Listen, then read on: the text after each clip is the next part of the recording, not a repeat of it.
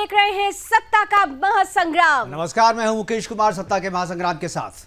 तो हम दोनों एक बार फिर से आपके बीच आ चुके हैं। आज का दिन बहुत खास है, सैटरडे, शनिवार, सुपर शनिवार कहिए, सुपर सैटरडे कहिए, क्योंकि हिमाचल प्रदेश में जिस तरीके से चुनाव की प्रक्रिया संपन्न हो चुकी है वो ये बता रही है कि इस बार हिमाचल प्रदेश में एक नई तस्वीर बनकर उभरने वाली है। अब ये तस्वीर कैसी हो सकती है? बीजेपी का संकल्प काम आएगा या फिर कांग्रेस की गारंटी? मुकेश जी, मुझे लगता है लावण्य, अभी प्रक्रिया पूरी तरीके से खत्म नहीं है। मतदान संपन्न हुआ है। 8 दिसंबर को जब मतदान जो ईवीएम की गिनती शुरू होगी, ईवीएम से जब नंबर्स निकलेंगे और उसके बाद 2 दिन के बाद जब ऐलान हो जाएगा, सभी को सर्टिफिकेट मिल जाएगा, उसके बाद ये प्रक्रिया संपन्न होगी। और उसी दिन 8 दिसंबर को ही गुजरात के भी परिणाम आने हैं। इसलिए जब दोनों परिणाम सामने आएंगे उसके बाद पता चलेगा कि देश का मूड क्या है। क्या देश की जनता, हिमाचल की जनता और गुजरात की जनता फिर से बीजेपी को रिपीट कर रही है, या जो रिवाज चलता आ रहा है हिमाचल प्रदेश में उसी रिवाज को रिपीट कर रही है, या कोई नया रिवाज सेट करना चाहती है 5 साल के बाद, जो फिर से नई सरकार लाने का जो वहां पर चलन चला हुआ है। और उसके खिलाफ बीजेपी ने जो अपना इस बार कैंपेन चलाया था, उस कैंपेन को कितनी सफलता मिलती है, ये बात भी आज हालांकि ईवीएम में बंद हो चुका है। रिजल्ट जो है लावनी, वो मुझे लगता है 8 दिसंबर के लिए आएगा, तब पता चलेगा जी। लेकिन इतना जरूर है कि बीते दिनों जिस तरीके से परंपरा, रिवाज और गारंटी को लेकर, संकल्प को लेकर चर्चाएं हुई हैं, उन चर्चाओं में हिमालय की गोद में बसे हुए हिमाचल प्रदेश की लोगों ने अपना जनादेश किसे दिया है ये तय हो चुका है। ईवीएम में किस्मत कैद हो चुकी है। 3 बजे तक ये बताया जा रहा है कि 55% मतदान संपन्न हो चुका था। अब 6 बजे इंतजार है। अभी प्रेस कॉन्फ्रेंस थोड़ी देर में ही चुनाव आयोग की होगी। कितना इस बार वोटिंग परसेंटेज रहा है ये हम आपके बीच रखेंगे। लेकिन आज के कार्यक्रम को शुरू करने से पहले मैं मुकेश जी के पास एक सवाल लेके जाती हूँ। सत्ता का महासंग्राम है ये, और इस महासंग्राम में हमने ग्राउंड से बहुत कुछ आपके बीच लाने की कोशिश की थी। खुद मुकेश जी, शिमला की सर्द हवाओं के बीच जब आप मौजूद थे, मौसम बहुत खुशनुमा है, इसमें कोई दो राय नहीं है, लेकिन मौसम पार्टियों के हिसाब से, उनकी सेहत के हिसाब से अभी क्या लग रहा है आपको? देखिए, मौसम की अगर बात करें तो मौसम में तो वहाँ पर काफ़ी राजनीतिक सरगर्मियाँ थी और वहाँ पर तापमान राजनीतिक बहुत बढ़ा हुआ था, लेकिन मौसम सर्द थी। वहाँ पे 6 डिग्री टेम्परेचर के बीच में हम लोग वहाँ पर शिमला में कवर कर रहे थे। और जो कवर कर रहे थे उन्हीं को पता है कि मौसम का कितना मज़ा, जो आप मज़ा कह रही है ना, मुझे नहीं लगता है कि जो कवर कर रहे हैं फील्ड में उन्हें उतना मज़ा आ रहा होगा जितना आप सोच रही है। दिल्ली में बैठ के जो लोग महसूस करते हैं शिमला की सर्दी के बारे में, जो लोग शिमला में रहते हैं, मुझे लगता है उनका अनुभव कुछ अलग होता होगा उनके बारे में।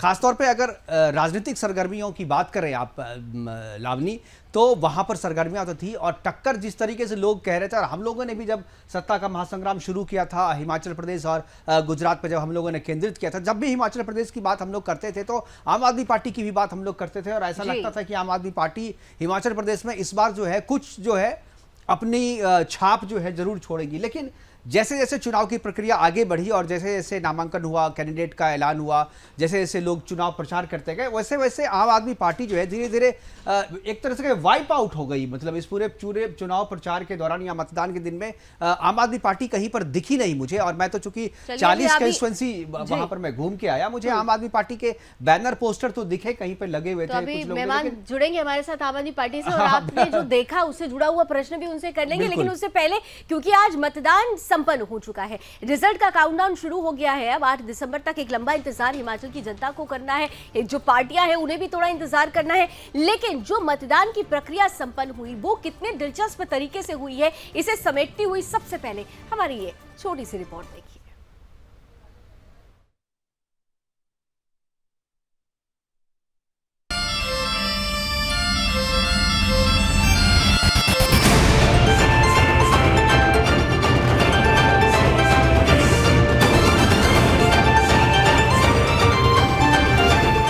हिमाचल प्रदेश में विधानसभा चुनाव को लेकर युद्ध क्षेत्र तैयार हो चुका है। सत्तारूढ़ बीजेपी के साथ मुख्य विपक्षी कांग्रेस के लिए ये चुनाव बेहद महत्वपूर्ण हो गया है।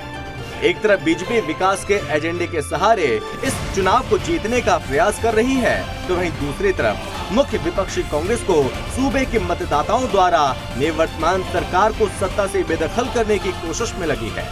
सूबे में 55 लाख से ज्यादा मतदाता 68 निर्वाचन क्षेत्रों में 412 उम्मीदवारों की किस्मत का फैसला करेंगे। बीते 2 चुनावों में लचर प्रदर्शन करने वाली कांग्रेस के लिए बीजेपी से हिमाचल प्रदेश छीनना उसकी साख का सवाल बन गया है। कांग्रेस के लिए ये चुनाव इसलिए भी महत्वपूर्ण है क्योंकि 24 साल बाद गांधी परिवार के बाहर के किसी नेता यानी मल्लिकार्जुन खड़गे ने पार्टी की कमान संभाली है। यही नहीं, पूर्व कांग्रेस अध्यक्ष राहुल गांधी और पूर्व अंतरिम अध्यक्ष सोनिया गांधी चुनाव प्रचार से पूरी तरह दूर रहे हैं।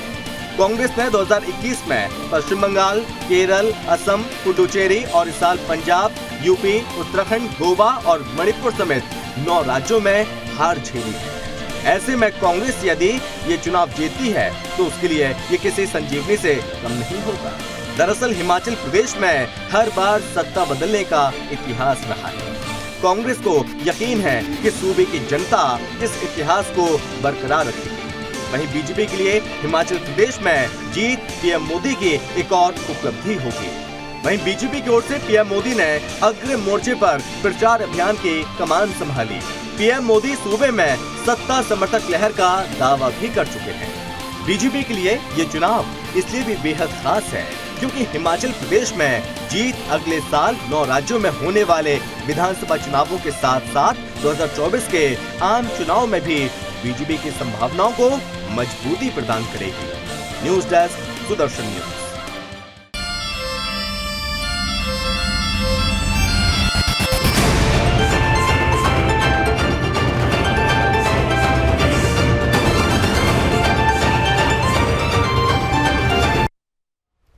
देखिए, बहुत दिलचस्प रहा है इस बार हिमाचल प्रदेश का चुनाव, क्योंकि एक तरफ लगातार बीजेपी कह रही है रिवाज बदलना है, राज नहीं बदलना है, यानी परंपरा जो चली आ रही है 85 से उसमें एक बदलाव लाना है, बीजेपी को ही वापस लाना है, डबल इंजन की सरकार है। लेकिन इन सबके बीच कांग्रेस में सबसे बड़ी चुनौती, हम आगे की कुछ जानकारी आपको दे, अतिथियों से भी मिलवाए, लेकिन उससे पहले कुछ जानकारी सबसे महत्वपूर्ण। जब हम कांग्रेस की बात करते हैं, कांग्रेस में इस वक्त जैसे हमारी रिपोर्ट में भी था कि मल्लिकार्जुन खड़गे ने संभाली है कांग्रेस की कमान, और उनके एक बड़ा चैलेंज है कांग्रेस को हिमाचल प्रदेश में स्टैब्लिश करना, क्योंकि चेहरा प्रियंका गांधी थी, लेकिन दिल्ली से भी हिमाचल का चुनाव काफी हद तक लड़ा जा रहा था। तो ये परिस्थिति आपको लगता है? मुझे लगता है कि कांग्रेस ने सीरियसली नहीं लिया हिमाचल के चुनाव को, और गुजरात के चुनाव को भी सीरियसली नहीं ले रही। या हो सकता है उनकी कोई स्ट्रैटेजी हो इंटरनल, लेकिन जो आप अगर जमीन पे अगर आप देखें तो मल्लिकार्जुन खड़गे जो है अध्यक्ष चुने गए हैं, तो कम से कम एक सभा तो होनी चाहिए थी उनकी वहां पर। कोई भी बड़ा नेता प्रियंका गांधी को छोड़ करके हिमाचल प्रदेश में बीजेपी का कोई नहीं। अलका लांबा मीडिया देख रही थी, वो सारी चीजें कोऑर्डिनेट कर रही थी, और फील्ड में अगर आपको कोई दिखता तो वो प्रियंका गांधी थी। तो मुझे लगता है कि कांग्रेस ने सीरियसली नहीं लिया इस कैंपेन को, क्योंकि कांग्रेस इस बात को समझती थी कि शायद कांग्रेस के लिए कुछ है नहीं, और इस बार सही में बीजेपी जो है रिवाज बदलने जा रही है। और इसीलिए वो जो एक ओपीएस का जो मुद्दा उन्होंने डाला था, और वो पूरी तरीके से, देखिए मैंने बहुत सारे लोगों से भी बात करी वहां पर, कंस्टिट्यूंसी में मैं घूम करके आया वहां पर, तो ओपीएस का मुद्दा कांग्रेस ने जिस तरीके से कॉइन किया था, तो वो इसलिए कॉइन किया था कि इस मुद्दे से बीजेपी को परेशान किया जा सके, क्योंकि वो इस मूड में थी कांग्रेस, भाई जीत तो हम रहे नहीं है, बीजेपी को परेशान करना है तो ओपीएस का मुद्दा डाल दो, क्योंकि ओपीएस आएगा नहीं, क्योंकि इतना ज्यादा फाइनेंशियल बर्डन है। 60,000 करोड़ का फाइनेंशियल बर्डन आप एक तरह से आप दे रहे हो अगर ओपीएस आप लाते हैं, और उसके बाद 70,000 करोड़ का ऑलरेडी आप पे डेप्ट है, आपके राज्य सरकार ने कर्ज में दबा हुआ। तो लेकिन लोगों के दिलों तक वो छू गया है, क्योंकि जिस तरीके की परिस्थितियां बनी है, अगर बीजेपी और कांग्रेस आमने सामने हैं तो कहीं ना कहीं से उस मुद्दे ने लोगों को छुआ जरूर है। देखिए, लोगों को नहीं, आम आदमी को आप नहीं कह सकते। आम आदमी को ओपीएस से कोई मतलब नहीं, ओपीएस से मतलब कि सरकारी कर्मचारियों को है,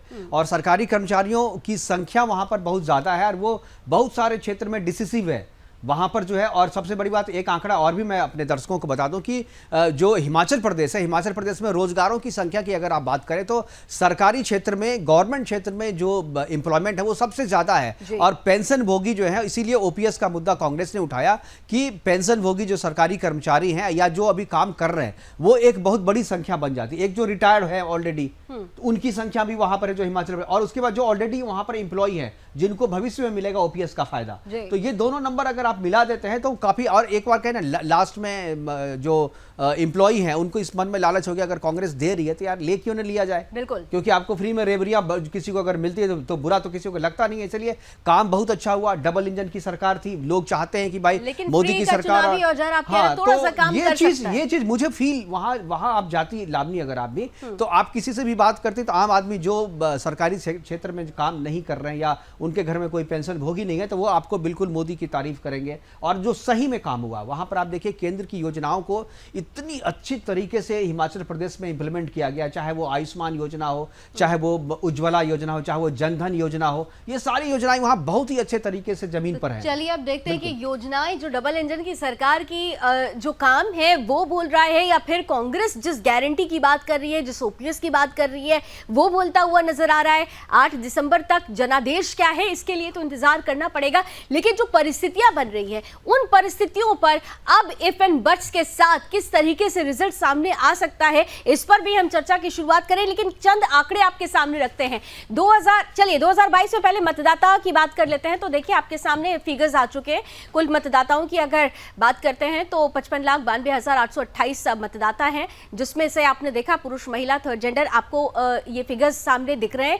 सबसे इंपॉर्टेंट इसमें जो रोल अदा करने वाले हैं, जो नए मतदाता जुड़ रहे हैं, खासतौर से जो 18 साल से 19 साल के वर्ग के हैं, उनको कहा जा रहा है कि वो कहीं ना कहीं से इस पूरे चुनाव की रूपरेखा को तैयार करते हैं, क्योंकि वही तैयार करते हैं कि कौन जीत रहा है कौन हार रहा है। इस फिगर के साथ साथ आइए जरा 2017 के अब जल्दी से रिजल्ट की तरफ भी गौर कर लेते हैं और 2017 का रिजल्ट जरा जल्दी से लेकर आइए। 2022 के मतदाताओं की हमने बात कर ली, 2017 के भी अभी फिलहाल मतदाताओं की ही बात हो रही है। 50.26 लाख मतदाता थे 2017 में, जिसमें आप देख सकते हैं कि 75.6% मतदान हुआ था। और इस बार भी अब देखना है कि इससे ज्यादा होता है या कम होता है, क्योंकि हम पहले ही बता चुके हैं जब मतदान का प्रतिशत बढ़ा है तब तक एक बदलाव भी आया है, लेकिन इस बार क्या हो रहा है। कॉमन एनालिसिस अगर आप करेंगे कि जो एंटी इनकम्बेंसी होती है सरकार को बदलने के लिए लोग एग्रेसिवली वोट करते हैं, तो यानी पिछली बार अगर 75.6% अगर वोटिंग हुआ था तो इस बार अगर बदलना है तो आपको उससे ज्यादा करना होगा, यानी 76, 77, 78, 80 तक भी एग्रेसिव तो कहिए। जो अगर 75 है पिछली बार तो इस बार 80% हुआ, तभी आप कह सकते हैं कि डेफिनेटली सरकार बदलने जा रही है वहां पे। लेकिन अगर कम है यानी मतदाता उदासीन है, मतलब उनको मतलब नहीं है कि भाई सरकार रहे बदल जाए कोई फर्क नहीं पड़ता है, तो मुझे लगता है कि ये और इस बार शायद जो है परसेंटेज, हालांकि अभी तक फाइनल आंकड़ा चुनाव आयोग ने नहीं दिया है, तो लेकिन जो हमारे पास आ रहा है वो 73 के आसपास जो आंकड़ा, जो मुझे जो अधिकारियों से बातचीत हुई है उसके आधार पर कह सकता हूं कि 73 के आसपास जो आंकड़ा इस बार है। हालांकि आधिकारिक तौर पे चुनाव आयोग अभी प्रेस कॉन्फ्रेंस करेगी और उसमें वो बताएगी, लेकिन जो अनधिकृत तौर पर जो जानकारी मिली है उसमें 73 के आसपास ये आंकड़ा है, यानी 75 से कम, यानी 2017 में जितना मतदान हुआ था उससे कम है अगर परसेंटेज, तो बीजेपी के लिए बल्ले बल्ले। आप कह सकते हैं कि बीजेपी जो है इस बार मतलब कहेगी हाँ भाई बीजेपी। चलिए आप कह रहे हैं कि ये हो सकता है, लेकिन चलिए क्या होगा क्या नहीं होगा इसके लिए तो हमें आपको सभी को इंतजार करना पड़ेगा 8 दिसंबर तक का। फिगर्स की बात हम करते रहेंगे, हम रिजल्ट्स भी आपके सामने जो 2017 के हैं वो भी रखेंगे, वोट परसेंटेज भी रखेंगे, लेकिन मुझे लगता है कि हमारे अतिथियों के जुड़ने का सिलसिला भी शुरू हो चुका है, इसलिए अब आइए एक बड़ी खबर इस वक्त। सबसे पहले हिमाचल प्रदेश में 68 विधानसभा सीटों पर मतदान खत्म हुआ है। कड़कती ठंड में शाम 5 बजे तक वोट डाले गए हैं 65.92%। बहुत बड़ा, यानी ये तो बहुत, ये कहना चाहिए कि अभी अगर 75% हुआ है और अगर ये 65% सीधे -10 होता है तो इसको किस तरीके से लिया जाना चाहिए। मुझे तो लगता है जी कि अगर ये परसेंटेज है और ये आधिकारिक अगर ये परसेंटेज है तो मैं दावे के साथ कह सकता हूं कि बीजेपी रिवाज बदलने में सफल रही है। वो 8 तारीख को जो भी रिजल्ट आएगा बीजेपी दोबारा रिपीट करके आ रही है इस परसेंटेज के हिसाब से, आंकड़े के हिसाब से अगर आप बात करें, जो परसेंटेज ऑफ वोटिंग जिस तरीके से हुई है, यानी लोगों ने बदलने के लिए वोट नहीं डाला है, सरकार के पक्ष में वोट डाला है, यानी डबल इंजन की सरकार को भरोसा रहा। तो आपको बता दें कि 65.92% मतदान शाम 5 बजे तक संपन्न हुआ है। प्रदेश भर में 7,881 मतदान केंद्र बनाए गए थे और इस तरीके से 412 प्रत्याशियों की किस्मत का फैसला ईवीएम में में बंद हो गया है। लेकिन 65% अगर मतदान हुआ है तो ये मतदान, जैसा कि अभी मुकेश जी कह रहे हैं कि दावा कर रहे हैं कि भारतीय जनता पार्टी के पक्ष में ये हो सकते है ये परिस्थिति, लेकिन क्या होगा फिलहाल हम भी इंतजार जरूर करेंगे 8 दिसंबर का। 66 आप कह सकते हैं, 65.92 है तो 66% कह सकती हैं। ऑलमोस्ट 9% का अंतर, ये बहुत बड़ा अंतर है। इसका मतलब है कि लोगों ने वोट नहीं किया एग्रेसिवली, सरकार बदलने के पक्ष में नहीं थे। प्रो इनकम्बेंसी बोल सकते हैं। हाँ बिल्कुल बिल्कुल आप कह सकते हैं प्रो इनकम्बेंसी है और सरकार के पक्ष में ये वोट कहा जा सकता है। या जो लोग सरकार को बदलना चाहते थे उन लोगों ने लास्ट टाइम में मन बदल लिया, या जो कॉइन किया था इन्होंने, कांग्रेस ने जो कॉइन किया था ओपीएस का मुद्दा, मुझे लग रहा है कि वो जो है जनता ने एक्सेप्ट नहीं किया। और जो सरकारी कर्मचारी हैं वो इस बात को शायद समझे कि कांग्रेस आएगी भी, बोल भले रही है, लेकिन उसको क्योंकि राजस्थान का रिजल्ट उनके सामने है। बीजेपी हर एक बात में, हर एक जनसभा में इस बात को लेकर के उठाती थी, यानी काउंटर कर रही थी। और मुझे लगता है कि शायद सरकारी कर्मचारियों को इस बात की समझ आ गई कि भाई सरकार हम ओपीएस के नाम पे बदल दें और मिले हमें कुछ भी नहीं, अब बदनाम भी हो जाए। तो मुझे लगता है कि शायद जो है इसका फायदा जो है ये, क्योंकि देखिए इसमें एक चीज ये है ना कि आप अगर सरकार बदल देते हैं तो आप चिन्हित तो हो जाएंगे, सरकारी कर्मचारी चिन्हित हो जाएंगे कि भाई सरकारी कर्मचारी ने बीजेपी के खिलाफ यानी सरकार के खिलाफ दिया है, ओपीएस के लोभ में वोट दिया है, तो ये तो आप चिन्हित हो जाते हैं। अगर आप ये होता ना कि थोड़ी जल्दबाजी होगी कहना 8 दिसंबर के बाद हम कहें तो ज्यादा अच्छा है, लेकिन फिर भी जो संभावनाएं बन रही हैं परसेंटेज को उसको देख करके क्या, ठीक है, इस परसेंटेज को देखते हुए ही आइए अब जरा अपने अतिथियों के पास चलते हैं, उनके मन में क्या कुछ चल रहा है। चलिए जरा जल्दी से अब अतिथियों के पास चलने का सिलसिला शुरू कर देते हैं, क्योंकि बहुत देर से इंतजार हो रहा है। हमारे साथ भारतीय जनता पार्टी से संजय शर्मा जी जुड़ चुके हैं, प्रवक्ता हैं, बहुत बहुत स्वागत। हमारे साथ जीएस तोमर साहब जुड़ चुके हैं, कांग्रेस के प्रवक्ता हैं, बहुत स्वागत। हमारे साथ विजय विद्यार्थी जी जुड़ चुके हैं, आम आदमी पार्टी का पक्ष रखेंगे, बहुत स्वागत। और साथ ही साथ पॉलिटिकल एनालिस्ट के रूप में हेमंत कुमार जी हमारे साथ जुड़ चुके हैं, आपका भी बहुत बहुत स्वागत। स्क्रीन पर जल्दी से जरा अतिथियों को ले आए और सबसे पहले संजय शर्मा जी, इतनी देर से संजय शर्मा जी हमें सुन जरूर रहे होंगे, लेकिन मुकेश जी को बहुत देर से आप सुन रहे हैं कि जो आंकड़े हैं, जो परिस्थितियां हैं, जो उन्होंने ग्राउंड पर देखी है, उसे देखते हुए वो बार बार कह रहे हैं कि भारतीय जनता पार्टी के लिए जो आपका नारा था वो बिल्कुल सामंजस्य बैठाता हुआ नजर आ रहा है। आश्वस्त हैं सर? एक बार रिपीट कर दें संजय जी। अभी जो हमारे पास आंकड़ा आया है, लगभग 66% मतदान हुआ है 5 बजे तक। अभी और ऑफिशियल जो प्रेस कॉन्फ्रेंस है चुनाव आयोग की, उसका इंतजार हम कर रहे हैं, लेकिन जो हमारे पास तक आंकड़ा आया है वो पिछली बार की तुलना में अगर देखें तो 9% कम हुआ है। और ऐसी परिस्थिति में मुकेश जी लगातार ये बोल रहे थे, वो ग्राउंड पर भी होकर आए हैं और लगातार वो कह रहे हैं कि ये परिस्थिति भारतीय जनता पार्टी के लिए बल्ले बल्ले वाली परिस्थिति है। आपके मन में क्या चल रहा है सर? मन में लड्डू अभी से फूट रहा है या नहीं, या कुछ संशय है अभी? नहीं, इसमें लड्डू फूटने वाली जो है वो कोई ऐसी बात नहीं है। भारतीय जनता पार्टी जिस दिन से चुनाव के अंदर हम आए थे, हम पहले दिन से जो है वो पूरी तरह से आश्वस्त थे कि हिमाचल के अंदर जो है वो हम पूर्ण बहुमत के साथ एक बार पुनः सरकार बनाएंगे और ये बारी बारी वाला रिवाज जो है इसको हम बदलेंगे। और निश्चित तौर पे मुकेश जी ने भी ग्राउंड से जो है इन्होंने भी ठीक वो आकलन किया है कि कम मतदान हुआ है। इसका मतलब जिस एंटी इनकम्बेंसी के नाम के ऊपर कांग्रेस जो है वो सत्ता में आने की कोशिश कर रही थी, वो बिल्कुल जो है वो हिमाचल प्रदेश के अंदर उनकी कोशिश वो नाकाम हुई है और भारतीय जनता पार्टी जो है वो अपनी सरकार बनाने की तरफ जो है वो बढ़ चुकी है।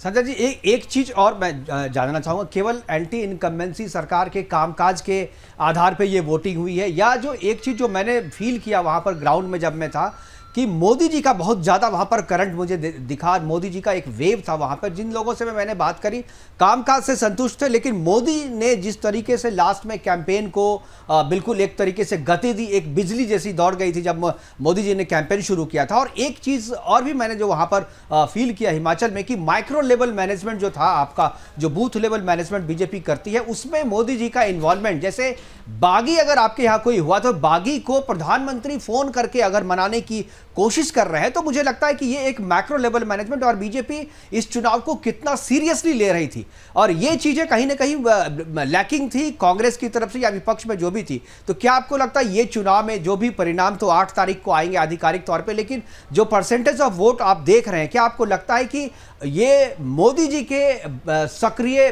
जो चुनाव प्रचार में भाग लिया और जिस तरीके से माइक्रो मैनेजमेंट पे मोदी ने अपने आप को इन्वॉल्व किया और पूरी तस्वीर जो अभी बदलती हुई दिख रही है हिमाचल प्रदेश में, उसके पीछे एकमात्र नाम जो है वो मोदी जी का है, और जो माइक्रो लेवल मैनेजमेंट उन्होंने किया था उसकी बदौलत से ये चीजें देखने को मिल रही है। क्या आपको लगता है कि जनता ने सरकार के कामकाज पे वोट नहीं बल्कि केंद्र के योजनाओं को जिस तरीके से इंप्लीमेंट किया या मोदी के नाम पर, मोदी के नाम पर, और जयराम सरकार ने केंद्र की योजनाओं को भी बहुत अच्छे तरीके से हिमाचल में इंप्लीमेंट किया है, लोगों को फायदा मिला है केंद्र की योजनाओं का, ये उसका नतीजा है?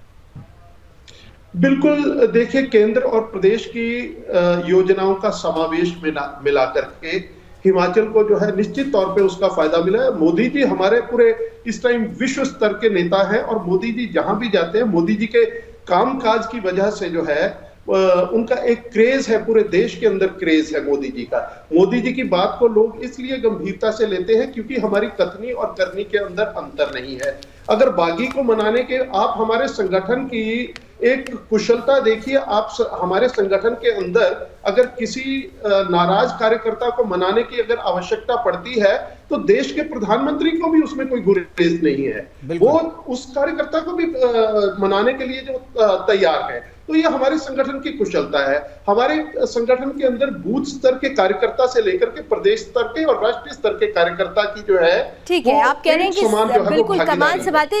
एक प्रश्न आपसे करते हुए और फिर मैं बाकी के अतिथियों, क्योंकि अब स्क्रीन पर दिख रहे हैं, उनके पास भी जाऊंगी। लेकिन संजय जी, आज आपने थोड़ी सी राहत की सांस जरूर ली होगी, क्योंकि मुझे याद है कि जब मैं नंबर्स आपसे पूछ रही थी कि क्या एक्सपेक्टेशन है, तो आप नंबर्स पहले जब सत्ता के महासंग्राम में जुड़ रहे थे तो नहीं बता पा रहे थे। आज कुछ संभावनाएं बता सकते हैं? क्या लग रहा है कि एक बस देखिए, हम बहुत ज्यादा स्पेक्यूलेशन की बात नहीं करते हैं, हम नहीं, लेकिन आप लोगों ने जरूर ग्राउंड से कुछ नंबर्स पर कितने नंबर्स इस बार आपको मिल सकते हैं 68 में से कुछ तो आप लोगों ने जरूर अब तक आकलन कर लिया होगा। लावनी जी, 45 से अधिक सीटें लेकर के भारतीय जनता पार्टी सत्ता के अंदर वापसी कर रही है और हम रिवाज बदल रहे हैं। आप 45 से अधिक कह रहे हैं, यानी बहुमत से कहीं ज्यादा जो बातें बनेगी तो बिल्कुल ये करेंगे। ठीक है, रिवाज बदलने तक तो मैं सहमत हूं। 45 सीट पे मैं जरा सा अभी कंफर्म मैं नहीं कह सकता कि मैं समझ, मुझे लगता है मुकेश जी, क्योंकि मैं राजनीति के दृष्टि से जिला कांगड़ा के अंदर में बैठा हूं, धर्मशाला हेडक्वार्टर के अंदर में बैठा हूं, और जिला कांगड़ा जो है वो हिमाचल प्रदेश के अंदर राजनीतिक तौर पे अपना एक महत्व रखता है, और कांगड़ा जो जीतता है वही हिमाचल प्रदेश में सरकार बनाता है। इसलिए मैं दावे के साथ कह सकता हूं कि हम 10 से 12 सीटें कांगड़ा के अंदर जो है वो हम जीत करके आ रहे हैं। तो अगर कांगड़ा के अंदर स्थिति ये है तो प्रदेश में क्या होगी? आप भी प्रदेश की राजनीति से अच्छी तरह से वाकिफ हैं। ठीक है, जीएस तोमर जी मुस्कुरा रहे हैं आपकी बात पर। मैं तो संजय जी कहूँ, एक लाइन केवल कह करके मैं कांग्रेस के पास जाना चाहूंगा कि रिवाज आप पूरे प्रदेश में बदल रहे हैं, हो सकता है कांग्रेस कांगड़ा में भी रिवाज बदले। हाँ, ये हो सकता है, रिवाज बदल सकता है। ठीक है, तो निश्चित रूप से अब रिवाज बदल रहा है। जीएस तोमर साहब, देखिए अभी 8 दिसंबर का इंतजार आप भी कर रहे हैं, हम भी कर रहे हैं, लेकिन जो आंकड़े अब तक आए हैं उसके आधार पर भारतीय जनता पार्टी के लिए स्थिति ज्यादा बेहतर नजर आ रही है।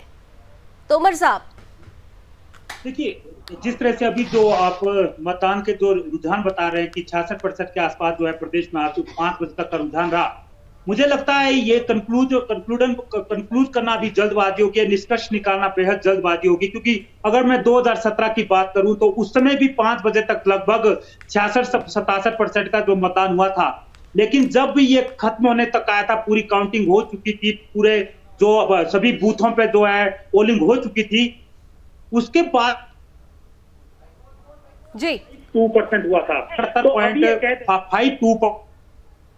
अगर 66-67% होता है तो सरकार की अगर ये नुकसानदायक है, ऐसा नहीं है। मेरा व्यक्तिगत मानना यह है कि जब तक पूरी तरह से पोलिंग खत्म होगी, रिपोर्ट पूरे प्रदेश से आएगी। नहीं, वो तो हम भी कह रहे हैं, लेकिन जो अभी तोमर साहब, मैं आपको एक आंकड़े, मैं एक आंकड़े देखिए, क्योंकि हम लोग भी लगातार चुनाव को कवर करते रहे हैं, फील्ड से भी कवर करते रहे हैं और पोलिंग के दिन में भी कवर करते हैं। जो 5 बजे तक का जो आंकड़ा होता है, 6 बजे जो आंकड़े आपके पास जो अपडेटेड चुनाव आयोग देती है, उसमें कितने का मैक्सिमम जो उसमें अंतर अब तक का जो रिकॉर्ड है वो 5% का रहा है मैक्सिमम।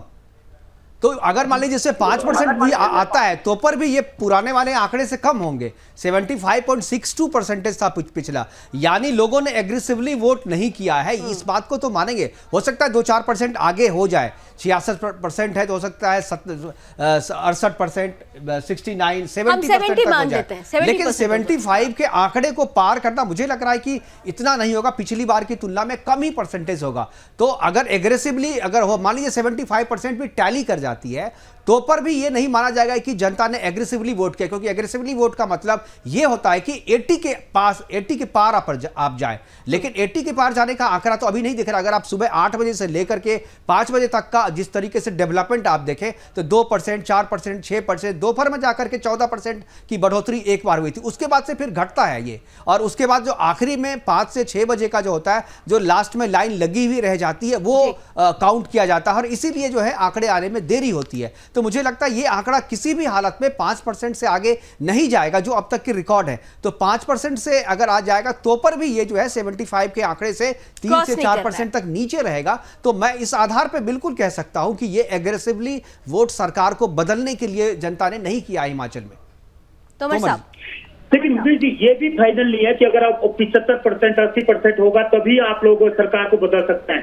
70% में भी लोग अपना मतदान दे सकते हैं। 70% में भी हो सकता है कि कांग्रेस पार्टी जो है 38 से 40 सीटें लेके आ जाए। ऐसा नहीं है कि थोड़ा सा परंपरा की बात करते हैं। तोमर जी ये इसलिए कहा जा रहा है तोमर जी, क्योंकि मुझे याद है कि आप मेरे साथ पहले भी इस डिबेट में जुड़े हुए हैं और हमने आपको आंकड़े दिखाए थे 2003 से। अगर हम उठाकर देखते हैं कि 2003 में हम देखते हैं 72% होता है, फिर उसके बाद 2007 में थोड़ा 2% बढ़ता है, बदलाव आ जाता है, फिर उसके बाद 2012 में कुछ बदलता है, 2017 में बदलता है। तो जैसे जैसे परसेंटेज बढ़ रहा था वैसे वैसे बदलाव आ रहा था, लेकिन यहां पर परसेंटेज कम हुआ है। तो ऐसी परिस्थिति में तो ये कह सकते हैं ना कि बदलाव हो सकता है। 17 का ही आप देख लेना। हाँ। अगर 17 में 75.62 था तो 12 में 72 था, 72 था, तो बढ़ा 2-3% बढ़ा, यानी सरकार चेंज हुई वहां पे।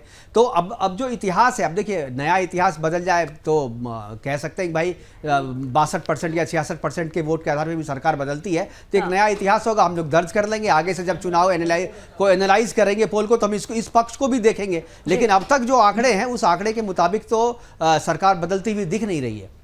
बिल्कुल तो मान रहा हूं इस बात को कि अगर ज्यादा वोटिंग होती है, ज्यादा पोलिंग होती है, तो कहीं ना कहीं ये लगता है कि ये सरकार के खिलाफ जा रहा है, विपक्ष को इसका फायदा होगा। मैं इस बात से सहमति जताता हूं, लेकिन ये भी देखना बहुत जरूरी है कि अगर 70%, 69%, 69% तक 68 से ऊपर % अगर पोलिंग की रहती है, तो आप ये मानिए कि हो सकता है कि वो 45 का आंकड़ा ना छुए, 48 का आंकड़ा ना छुए, 50 का आंकड़ा ना छुए। ये तो हो सकता है ना कि 36 का आंकड़ा छुए, जो 2/3 की जो मेजोरिटी की जरूरत होती है, 38 सीटें लेके आ जाए, 40 सीटें लेके आ जाए। यहाँ कि क्या सिंपल मेजोरिटी में सरकार बनती सर, 35 सीट आ गया मैजिक नंबर, सरकार बन गई। 45 नहीं भी आए तो पर भी सरकार बनेगी, 35 से भी तो सरकार बनेगी। मैजिक नंबर तो 35 है। ये जरूरी है कि अगर 36 सीटें कांग्रेस की भी तो आ सकती है, कांग्रेस भी तो सरकार बना सकती है। जरूरी नहीं है कि अगर ये 30 सीट में कैसे सरकार बनेगी सर? 30 सीट में कैसे सरकार बनेगी? 30 सीटें तो चाहिए सरकार बनाने के लिए। 68 में 30 में कैसे सरकार बनेगी, बताइए जरा गणित कौन सा? 36 में सरकार डेफिनेटली 36 में बनेगी। मैं तो बोल रहा हूँ 35 में सरकार बन जाएगी, लेकिन उसके लिए नंबर आने भी तो चाहिए। आप 45 कह रहे हैं, मान लीजिए कम हो। चलिए वो कह रहे हैं नंबर आ रहे, ठीक है। तोमर जी और संजय शर्मा जी, आप दोनों आश्वस्त हैं, लेकिन विजय विद्यार्थी जी क्या सोच रहे हैं? आम आदमी पार्टी क्या सोच रही है? विजय जी, इन्होंने तो अपने अपने नंबर डिवाइड कर दिया, आप लोगों ने भी तो कुछ आकलन किया होगा, आपके नंबर क्या कहते हैं? हम तो ये सोच रहे हैं मैम कि हिमाचल प्रदेश के अंदर इस बार आम आदमी पार्टी ने पहली बार आम विधानसभा चुनाव में एंट्री मारी है। हम तो पहली बार चुनाव मैदान में उतरे हैं हिमाचल के अंदर, और हम तो जीरो में खड़े हैं, और हमारी गिनती जीरो से स्टार्ट होगी।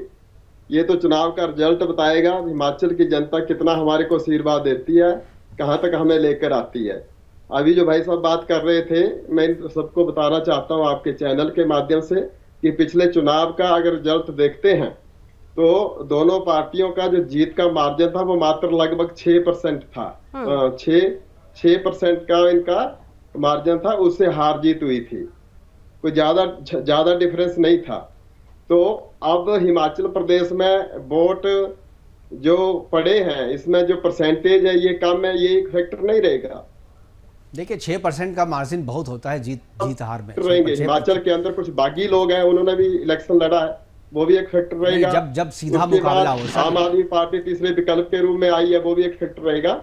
तो ये सारी चीजें रहेंगी, इनको देखते हुए जो रिजल्ट आएगा मतलब आपने खेल बिगाड़ने के लिए एंट्री की है, आप जीत या हार को लेकर नहीं चल रहे हैं, आप खेल बिगाड़ने के लिए आए थे। क्योंकि मुझे याद है कि सत्ता के बाद संग्राम में ही आम आदमी पार्टी के ही आपके ही एक साथी थे, उन्होंने कहा कि देखते जाइए ये चुनाव का खेल है। तो यानी कि अभी आपकी बातों से लग रहा है जीत और हार से नहीं मतलब था, आप लोगों ने कुछ खेल बिगाड़ने की कोशिश की, लेकिन आप खेल किसका बिगाड़ रहे हैं यहाँ ये देखने वाली बात होगी, खेल बिगड़ किसका रहा है।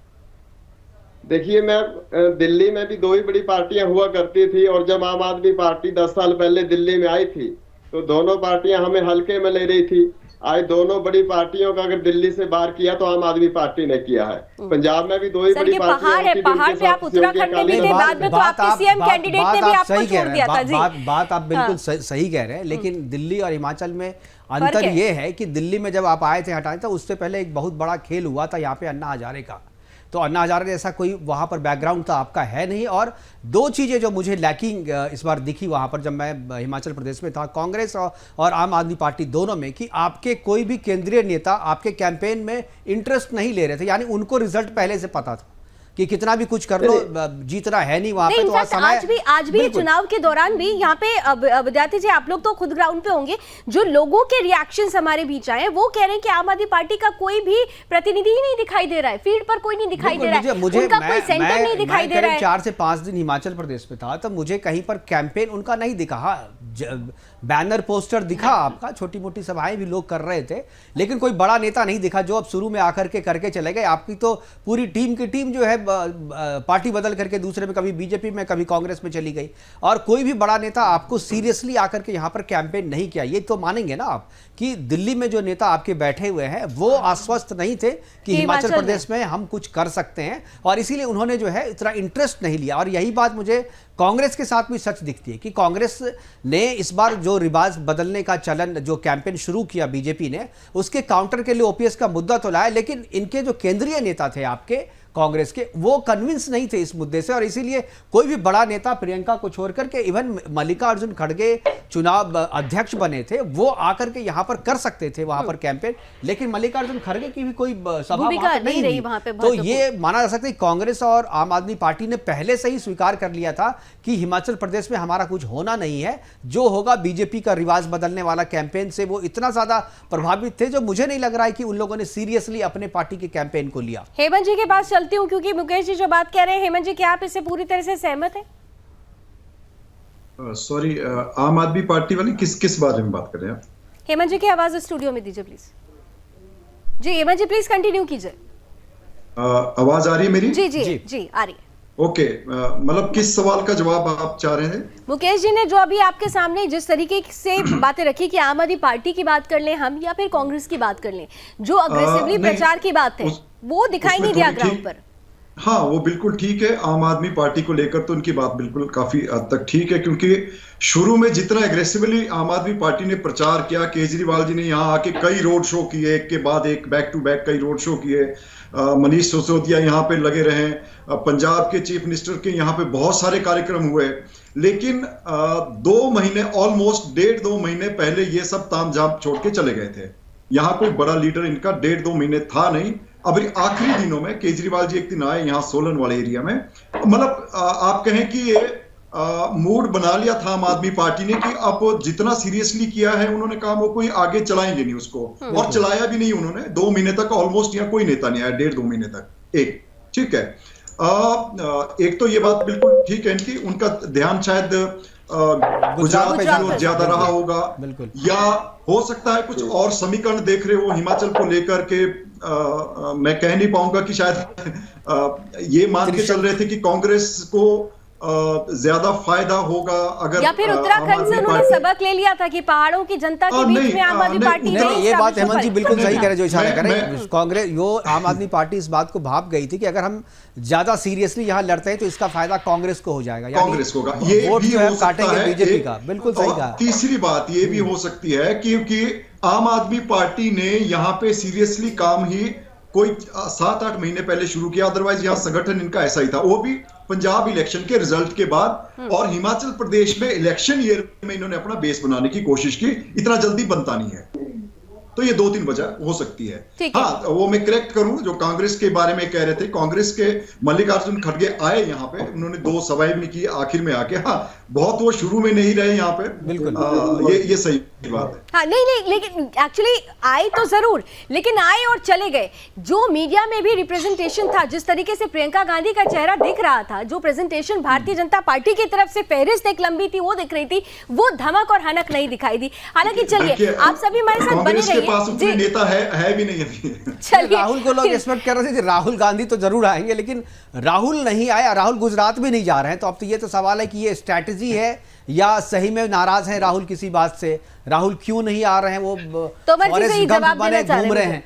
तोमर जी कुछ कहना चाह रहे हैं? जी तोमर जी। यात्रा थी वो इस चुनाव के जो तारीखें डिक्लेयर की गई थी उससे पहले वो भारत जोड़ो यात्रा शुरू हो चुकी थी। ऐसे में जो उनका वो काम था, वो अपनी जो भारत जोड़ो यात्रा में जो बिजी थे, उनका शेड्यूल वहां बिजी था। उसके बाद जैसा आपने कहा कि मल्लिकार्जुन खड़गे हिमाचल नहीं आए थे, मल्लिकार्जुन खड़गे आए थे। ठीक है, मैं ये नहीं उन्होंने यहाँ पर कहा प्रचार मैं किया। कहा कि भाई जिस एग्रेसिवली जिस तरीके से बीजेपी प्रचार कर रही थी, बीजेपी का पूरा कुनबा लगा हुआ था। भले आपके पास नेता कम है, मानता हूं, लेकिन जो भी नेता आपके पास है वो अपना एक फॉर्मेलिटी करके निकल जा रहे थे। केवल प्रियंका गांधी ही वहां पर रेगुलर दिखी। वहां पे मल्लिकार्जुन खड़गे भी जो है 2 सभा करके चले गए। उसके वो चाहते तो पूरा समय दे सकते थे, क्योंकि गुजरात में भी अभी वो समय नहीं दे रहे, तो हिमाचल प्रदेश में दिया जा सकता था, लेकिन उन्होंने नहीं दिया क्योंकि उनको इस बात का अंदाजा मुझे लग रहा है कि था कि शायद रिजल्ट जो है हमारे पक्ष में नहीं आए, और अगर आए जो भी आए वो प्रियंका गांधी के सर मत्थे जो है उन्हीं के मत्थे पर रहे। हम अपने चूंकि नया अध्यक्ष बने हैं तो भाई हार से शुरुआत ना हो, ठीक रहा हमारे सर पे ना फूटे। तोमर जी मुस्कुरा रहे हैं बहुत सारी आप। चीज। मुझे नहीं लगता कि इस तरह की कोई सोच, जितना टाइम उनके पास था उन्होंने उतना टाइम स्पेंड किया, उतनी कोशिश भी की है। लेकिन जिस तरह से आप कह रहे हैं ये सही है कि आम आदमी पार्टी यहाँ से कांग्रेस पार्टी को नुकसान होगा ये सोच के जो है यहाँ से पलायन नहीं किया है। आम आदमी पार्टी को ये लग गया था कि यहाँ पर जो लोग हैं आम आदमी पार्टी को एक्सेप्ट नहीं कर रहे हैं, ऐसे में उन्होंने सरेंडर कर दिया और उन्होंने गुजरात की तरह पलायन भी कर दिया। ये बात तो सही है, लेकिन जिस तरह से भारतीय जनता पार्टी का जो शीर्ष नेतृत्व है, जो हिमाचल में आके पीएम मोदी अपनापन दिखा रहे थे, वो अनुराग ठाकुर जी है, जेपी नड्डा जी है, लगातार है, इनके लिए एक मुकेश जी सोचने की बात है कि अगर वो हिमाचल में विधानसभा का चुनाव हारते हैं तो कहीं ना कहीं ये देश के लिए एक हवा बन सकती है, एक मैसेज जा सकता है कि हिमाचल जैसे छोटे से राज्य में लोगों ने बीजेपी को नकार दिया है। तो ऐसे में इनकी जिम्मेदारी डबल हो जाती थी। बहुत बड़ी जिम्मेदारी समझ के इन्होंने अपने कंधों पर लिया। हिमाचल में जो भारतीय जनता पार्टी के कामकाज था, नेतृत्व था, उनको इन्होंने जो है एक साइड करके ठीक है, पूरी की चुनौती पूरी जरूर है जिम्मेदारी अभी, अपने कंधों लेकिन पर ली है। अभी देखिए रिजल्ट आना बाकी है, क्योंकि देखिए, अभी भी मुझे हाँ, लगता है कि हाँ। लावनी की जितना मैं बीजेपी को समझता हूं और जितना लोग देखते हैं वो सामने में दिखता है। मैं ही नहीं, जो भी लोग थोड़ा भी एनालाइज करेंगे, मुझे लगता है हेमंत जी भी इस बात से सहमत होंगे कि बीजेपी अपने हर एक चुनाव को बहुत ही सीरियसली लेती है। चाहे वो पंचायत का चुनाव हो, चाहे वो प्रधानमंत्री के लिए चुनाव हो, तो हर एक चुनाव को बहुत सीरियसली लेती है। और पूरी जो लीडरशिप है उनकी, वो हर एक चुनाव में उतनी ही सीरियसली, उतनी ही गंभीरता से जुटती है, और पूरा मैनेजमेंट जो है वो चुनाव के लिए लगा हुआ था। उनका एक संगठन तो काफ़ी मजबूत है, विश्व की सबसे बड़ी पार्टी है। तो मुझे लगता है जो दूसरी जो पार्टियां जो चुनौती देना चाहती है बीजेपी को, वो इस चीज़ में कहीं भी आसपास नहीं दिखती है, कहीं नहीं ठहरती। और मुझे लगता है इसीलिए जो है बीजेपी का जो मैनेजमेंट है या बीजेपी जो चुनाव की रणनीति बनाती है, इसीलिए थोड़ा सा कांग्रेस या दूसरी जो विपक्ष की जो पार्टियां हैं उससे थोड़ा आगे मुझे इसलिए दिखती है क्योंकि उनका मैक्रो लेवल जो मैनेजमेंट है बीजेपी का चुनाव के लिए, बूथ लेवल वो थोड़ा स्ट्रांग है। और बहुत ही हर एक बड़े नेता अपने चुनाव को बहुत ही सीरियसली लेते हैं। वैसा नहीं है जैसा कि आम आदमी पार्टी या कांग्रेस को, भले ही आप ले रहे हैं स्ट्रैटेजी की तरह, लेकिन जनता में जो एक मैसेज जा रहा है कांग्रेस के लिए और आम आदमी पार्टी के लिए, वो तो यही जा रहा है ना कि ये दोनों पार्टियां जो है चुनाव को उतना गंभीरता से उतनी गंभीरता से नहीं ले रही है। चलिए, क्या मैसेज गया है और किसकी जीत किसकी हार होती है इसका तो ठीक है, आप सभी के अपने अपने, क्योंकि हर कोई चुनावी मैदान में उतरता है तो जीत और लक्ष्य और उद्देश्य दोनों ही जीत होता है, और इसी तरीके से प्रतिक्रियाएं भी हमारे बीच आ रही है। लेकिन 10 तारीख को जब चुनाव प्रचार थम रहा था, उससे ठीक पहले सुदर्शन न्यूज ने एक सर्वे करवाया। कुछ सवाल जो हमने एक बार फिर से जनता के बीच रखे, आपको फिर से बता दें कि 10 तारीख को जब चुनाव प्रचार का शोर थम जाना था, शाम 5 बजे से पहले यानी 4 बजे तक का एक सर्वे जो हमने कुछ सवालों के साथ जनता के बीच में रखा था, आज उन सवालों के जवाब भी हम आपके बीच रखने वाले हैं। ये वो सवाल हैं जो कहीं ना कहीं से रिजल्ट का एक आधार तय कर सकते हैं। रिजल्ट क्या होगा क्या नहीं होगा, इसके लिए हम बार बार कह रहे हैं कि 8 दिसंबर का इंतजार जरूर करना चाहिए, लेकिन उससे पहले की जो स्थिति बन रही है वो स्थिति किस तरफ जाती हुई नजर आ रही है। आइए जरा जल्दी से एक चीज और, चूंकि चुनाव आयोग ने एग्जिट पोल के लिए प्रतिबंधित किया हुआ है, एग्जिट पोल हम लोग नहीं कर रहे, वो दिखा भी नहीं रहे, लेकिन जो ओपिनियन पोल हम लोगों ने चुनाव के पहले किया था, उसी ओपिनियन पोल को एक बार फिर से मैं दर्शकों के सामने लाना चाहूंगा, और फिर उसी ओपिनियन पोल के आधार पे, चूंकि अब चुनाव खत्म हो गया है, गुजरात का चुनाव, तो ओपिनियन पोल जो पहले हमने दिखाया था उसी को एक बार, चलिए आइए जल्दी जल्दी क्या मुद्दा था इस पे वो लावनी एक बार सबसे पहले आइए जरा नजर घुमा लेते हैं। हमने सबसे पहला सवाल आपके बीच रखा, क्या है चुनावी मुद्दा आपकी नजर में? जो मतदाता आज उतरे हैं उनकी नजर में चुनावी मुद्दा क्या क्या था, तो देखिए परसेंटेज आपके सामने है। चुनावी मुद्दे में सबसे पहले बेरोजगारी 35% जनता कह रही थी ये महत्वपूर्ण मुद्दा है, महंगाई को 7% जनता मानती है, पुरानी पेंशन 38%, कानून व्यवस्था 3%, हिंदुत्व 7% और बुनियादी सुविधाएं 10%, यानी बेरोजगारी और पुरानी पेंशन योजना, ये 2 ऐसे मुद्दे थे जिस पर जनता सबसे ज्यादा संजीदा नजर आई है।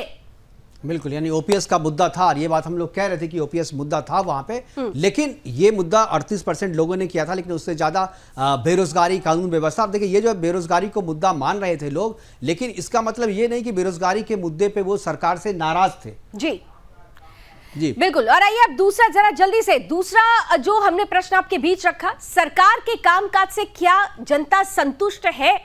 तो 55% जनता ने इसमें हामी भरी थी और 45% जनता इससे सहमत नहीं नजर आ रही थी, यानी मार्जिन कम था, लेकिन फिर भी 55% जनता सरकार के कामकाज से जिन योजनाओं के आधार पर भारतीय जनता पार्टी चुनावी मैदान में उतरी, उन योजनाओं का लाभ जनता को मिला है, उससे वो संतुष्ट है। 55% जनता इसमें हामी भरती हुई नजर आई है।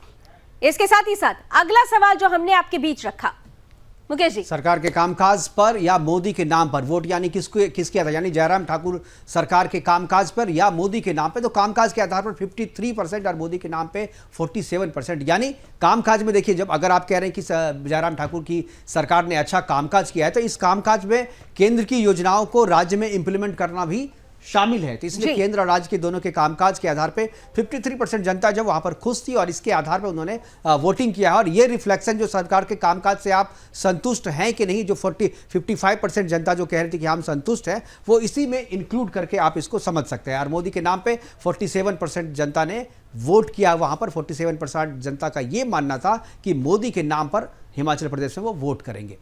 इसके अलावा भी हमने कुछ और प्रश्न आपके बीच रखे थे, जरा जल्दी जल्दी लेकर आइए। हमने आपसे प्रश्न ये भी पूछा कि कौन सी पार्टी बनाएगी सरकार। अब देखिए, यहां पर बीजेपी को 43% लोग कह रहे थे, कांग्रेस को 42%, ये बड़ा रोचक आंकड़ा है। आम आदमी पार्टी 8% और अन्य में 7%, यानी बीजेपी और कांग्रेस के बीच की ये नेक टू नेक फाइट ही है। लेकिन ये 10 दिन पहले का आंकड़ा, 10 दिन पहले का आंकड़ा, लेकिन 10 तारीख का है। दरअसल 10 तारीख को चुनाव का प्रचार थम रहा था, उससे पहले, यानी हम अब से 55 घंटे पहले का आपको बता दें, एक तरीके से हम ये सर्वे आपके सामने रख रहे हैं। जब चुनाव प्रचार थम रहा था, उसके पहले हमने कुछ प्रश्न आपके बीच रखे थे, उसका जवाब आपके बीच हम इस वक्त रखने का प्रयास कर रहे हैं। चुनाव प्रचार खत्म होने तक बिल्कुल कांटे का मुकाबला था, 1% का अंतर दिख रहा था, लेकिन कहते हैं ना कि चुनाव में आखिरी दिन भी, रात में भी मन बदल जाता है लोगों का। सुबह मतदान केंद्र तक पहुंचते पहुंचते लोगों का मन बदलता है। तो मुझे लगता है कि शायद जो ये आंकड़ा है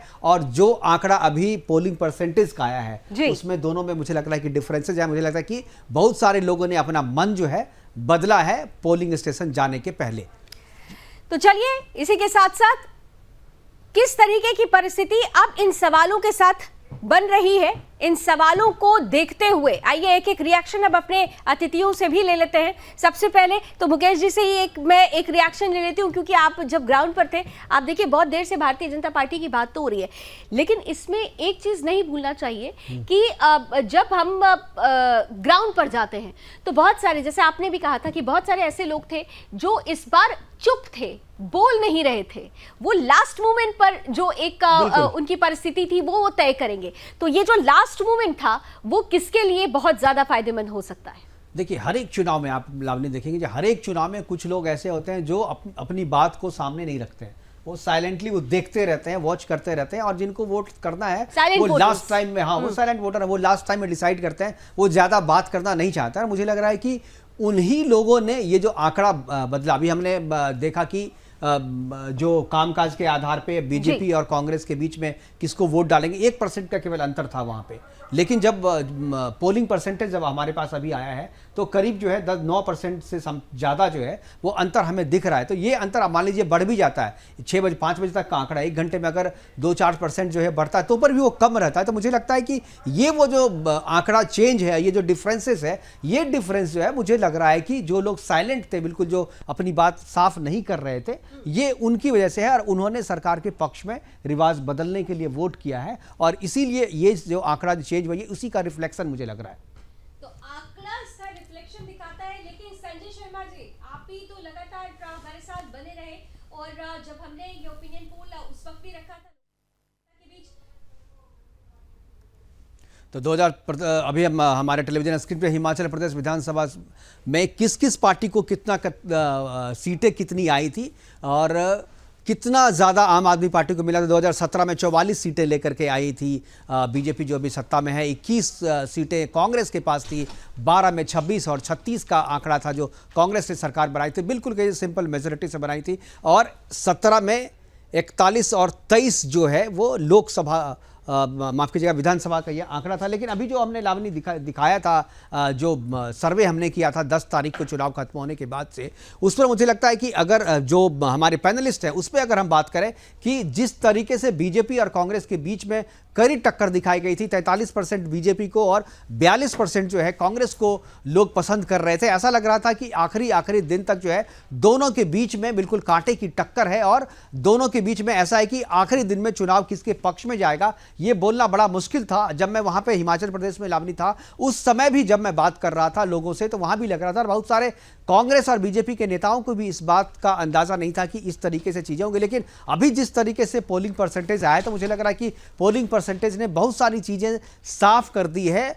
बिल्कुल रिजल्ट या नतीजा तो इसको नहीं कह सकते आप इसके आधार पे, वो तो 8 तारीख को पता चलेगा आपको, लेकिन जो परसेंटेज है और जो ट्रेंड चला आ रहा है, जिस तरीके से जो भी चुनाव का विश्लेषण करते हैं इस आधार पे कि कितना परसेंटेज वोट हुआ है, वो इस बात को मानेंगे कि ये जो परसेंटेज है, ये परसेंटेज बीजेपी के लिए अच्छा है। बीजेपी के खेमे में खुशी होगी कि लोगों ने उनके खिलाफ वोट नहीं किया है, एग्रेसिवली वोट नहीं किया गया है, और मुझे लगता है कि बीजेपी के लिए अच्छी बात है। और जो अंतर जो कह रहे थे आम आदमी पार्टी के जो बैठे हुए प्रवक्ता हमारे साथ, वो जो कह रहे थे कि अंतर केवल 4 से 6% के बीच में होता है, तो मुझे लगता है 4 से 6 पर अगर सीधी टक्कर हो तो 4 से 6% जो है काफ़ी ज़्यादा अंतर होता है। त्रिकोणीय मुकाबले में जो है थोड़ा लगता है कि वो कोई, लेकिन इसमें कोई बहुत ज़्यादा अंतर नहीं रहा, और शुरू से ये ट्रेंड रहा है वहाँ हिमाचल प्रदेश में, चूंकि बीजेपी और कांग्रेस ही टक्कर में रही है। तीसरी पार्टी पहली बार 2022 में यहाँ पे दिखी आम आदमी पार्टी, और मुझे लगता है कि केवल दिखी ही है, कहीं दिखेगी नहीं।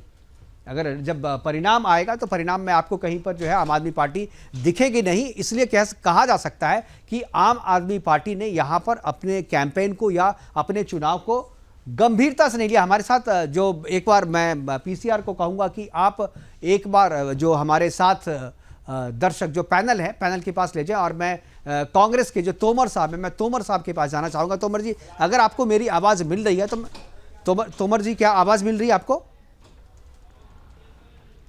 प्रेम कौशल जी, तोमर जी लगता है चले गए, अभी हमारे साथ नहीं है। प्रेम कौशल जी हमारे साथ जुड़ चुके हैं। प्रेम जी, आपका बहुत बहुत स्वागत है। और प्रेम जी, आज आपका लगातार, क्योंकि मुकेश जी आज हमारे साथ इस पूरी चर्चा में है, लेकिन आपसे पहले भी मुलाकात होती रही है, और अभी कुछ दिन पहले ही आपने ये दावा किया था कि आप आ रहे हैं हिमाचल प्रदेश में और पूरे भारी बहुमत के साथ आ रहे हैं। अभी तोमर जी आपके ही सहयोगी हैं, उन्होंने दमखम के साथ ये बोला है कि वो आ रहे हैं। नंबर्स की बात हुई थी तो मैं हमेशा की तरह आपसे भी आज नंबर्स जरूर पूछूंगी और फिर आगे का प्रश्न मुकेश जी आपसे करेंगे, लेकिन पहले ये बता दीजिए कि दमखम कितना दिखने वाला है? 2/3 बहुमत से आ रहे हैं, 2/3 मेजोरिटी के साथ। नंबर्स कुछ चलिए, तो ठीक, नहीं, चलिए 2/3 तो मैं- सर जीत के मैं- लिए चाहिए, लेकिन क्या क्या लग रहा है आपको? ये क्योंकि- अगर मैं दो कारण पूछूं आपसे, जो 2/3 मेजोरिटी क्यों? क्या आपके मुद्दे के आधार पर, या बीजेपी ने काम नहीं किया इसके आधार पर, या चलन है एक बार बीजेपी एक बार कांग्रेस, इस कारण से? किस वजह से आप 2/3 मेजोरिटी कांग्रेस को सरकार दे रही है? ये आप मेरे से पूछ जी, जी, मेरे से सवाल कर रहे हैं? जी जी आप ही से पूछ रहा हूँ।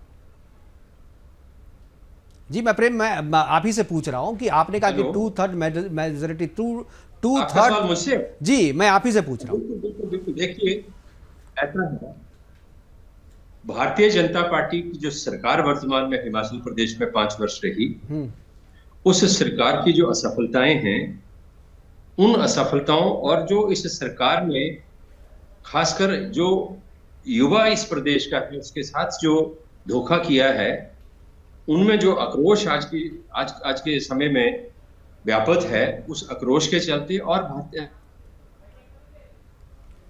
क्या आक्रोश है? मुझे लगता है जो पार्टी ने हिमाचल प्रदेश के अंदर पूरे दमखम से उठाया है, लोगों की आवाज बनकर। उस आधार पर मैं कह रहा हूं कि आज वातावरण हिमाचल प्रदेश में पूरी तरह से बदला हुआ है और इस सरकार से तंग आकर लोग जो है इस सरकार को सत्ता प्रेम से जी, निश्चित बाहर रूप करने से आप वाले हैं। युवाओं की बात कर रहे हैं, लेकिन जो 26 चेहरे आपके भारतीय जनता पार्टी में चले गए थे, उनमें से कुछ युवा भी थे, तो फिर वो युवा क्यों आक्रोशित थे कांग्रेस से? ये भी तो प्रश्न उठेगा। हिमाचल के कोई 26 चेहरे भारतीय जनता पार्टी में नहीं गए। सुधीर जी हमारे साथ जुड़ चुके हैं। अभी सुनील ठाकुर जी हमारे साथ जुड़ चुके हैं। अभी वो बताएंगे कि कांग्रेस से कितने लोग किस तरीके से भारतीय जनता पार्टी का दामन थामते हुए नजर आए। सुनील जी आपका भी स्वागत है। चेहरे भारतीय जनता पार्टी और कांग्रेस के अब हमारी चर्चा में बदल चुके हैं, लेकिन आम आदमी पार्टी से विजय विद्यार्थी जी और Hemant Kumar ji as a political analyst हमारे साथ बने हुए हैं। बीजेपी और कांग्रेस के दोनों प्रतिनिधियों का एक बार फिर से स्वागत कर देती हूँ। सुनील जी, प्रेम जी अभी ये कह रहे हैं कि कौन कौन गया है, कोई तो नहीं गया, जबकि हमने तो लगातार देखा कि कांग्रेस से बीजेपी में जाने का सिलसिला था और कुछ युवा चेहरे भी थे। नहीं, नंबर्स पे वो कह रहे थे। ठीक है, सबसे सुनील पहले जी तो बताइए। जी देश की जनता का धन्यवाद करना चाहूंगा जी कि जिन्होंने जमकर वोटिंग की है और ये भारतीय जनता पार्टी की जो डबल इंजन की सरकार है उसके लिए वोट किया है। और जहां कांग्रेस ने कहा कि इसके जो दो हमारे जो वर्किंग मतलब प्रदेश के जो कार्यकारी जो प्रदेश के अध्यक्ष थे वो भारतीय जनता पार्टी में आए हैं, चाहे कांगड़ा की बात हो या 2 विधायकों आने की बात हो। इसके अलावा उसके अलावा जो छोटे डिस्ट्रिक्ट लेवल के बहुत सारे 1 दर्जन भर नेता भारतीय जनता पार्टी में उन्होंने ज्वाइन किया है, क्योंकि उन्होंने देख लिया है कि यदि उन्होंने अपना भविष्य देखना है और लोगों की सेवा करनी है समाज से जुड़कर, तो केवल एक भारतीय जनता पार्टी एक फैक्टर बेस्ड पार्टी है जिसमें एक आम नेता को, एक कार्यकर्ता को वो प्रधानमंत्री तक, मंत्री तक और प्रदेश के मुख्यमंत्री तक वो व्यक्ति पहुंच सकता है। केवल इस देश के अंदर पहली बार, इस देश के अंदर 2014 से और उससे पहले जहां भी हमारी प्रदेश के अंदर हमारी सरकारें थी, पहली बार ये एजेंडा पड़ा विकास शब्द पहली बार देश ने छोड़ा। उससे पहले एक ही शब्द देश के अंदर चलता था, भय, भूख और भ्रष्टाचार। कांग्रेस का नारा होता था कि हम इस देश से गरीबी हटाएंगे। गरीब तो हटे नहीं, गरीबी का नारा इन्होंने चलता रहा तो इन्होंने गरीबी हटा दिए। जब से 2014 के बाद प्रदेश के अंदर और देश के अंदर हमारी सरकार बनी है, कोरोना जैसी भयंकर बीमारी के बाद भी 20% से ज्यादा लोग गरीबी रेखा से बाहर आए। और जहां हम हिमाचल डबल इंजन की बात करें, 4 लेन पहली बार हिमाचल को मिले, एम्स हिमाचल को बिना, 5 मेडिकल कॉलेज हिमाचल को मिले, महिलाओं का सम्मान, चाहे आयुष्मान भारत हो, गृहिणी योजना हो, या इतना ही नहीं, इसके अलावा प्रदेश के अंदर महिलाओं को सशक्त करने के लिए भारतीय जनता पार्टी पहले जो महिला है प्रदेश की 50% आरक्षण हमने लागू किया। और यही कारण है कि आज जो हमारी लोकल बॉडीज हो, नगर निगम हो, पंचायत हो, उसमें 60% ज्यादा महिलाएं चुनकर आती है। सुनील जी, और जो ये सारी चीजें ठीक है। पहली बार भारतीय जनता पार्टी ने लागू किया, जिसके अंदर 5 लाख से ज्यादा युवाओं को आज रोजगार मिल रहा है। सरकारी क्षेत्र में हमें 1 लाख से ज्यादा युवाओं को हम रोजगार दे रहे हैं। और इसके अलावा जो मुख्यमंत्री स्वावलंबन योजना है, जिसमें 50 लाख से लेकर 1 करोड़ तक का हम जो लोन है प्रदेश के युवाओं को जिनकी आयु 45 ये तो ठीक है, ये सारी चीजें ठीक है, काम अच्छा किया है हमने। अभी जो 10 तारीख को जो सर्वे किया था, जो ओपिनियन पोल हमने किया था, उसमें भी है कि सरकार के कामकाज पे 55% लोगों ने वोट किया, ये हमारे आंकड़े में भी पता है। लेकिन टक्कर की बात जब आई थी कि लड़ाई किस पार्टी को आप वोट देंगे, तो 43% और 42%, यानी 1% का केवल फर्क था।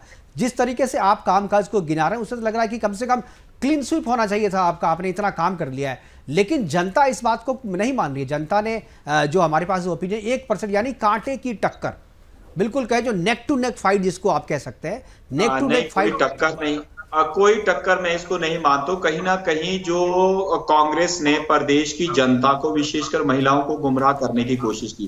पहले इनकी प्रवक्ता कहते इन्होंने जो यहाँ पर 10 गारंटियां दी, उसमें कहा कि हम प्रत्येक महिला आप बीच में सुनील जी, जितने को चुनाव, मेरा सवाल ये नहीं था। मैं वरिष्ठ नेता आनंद शर्मा जी कहते हैं कि मुझे पता नहीं कहां से इतना बजट आएगा।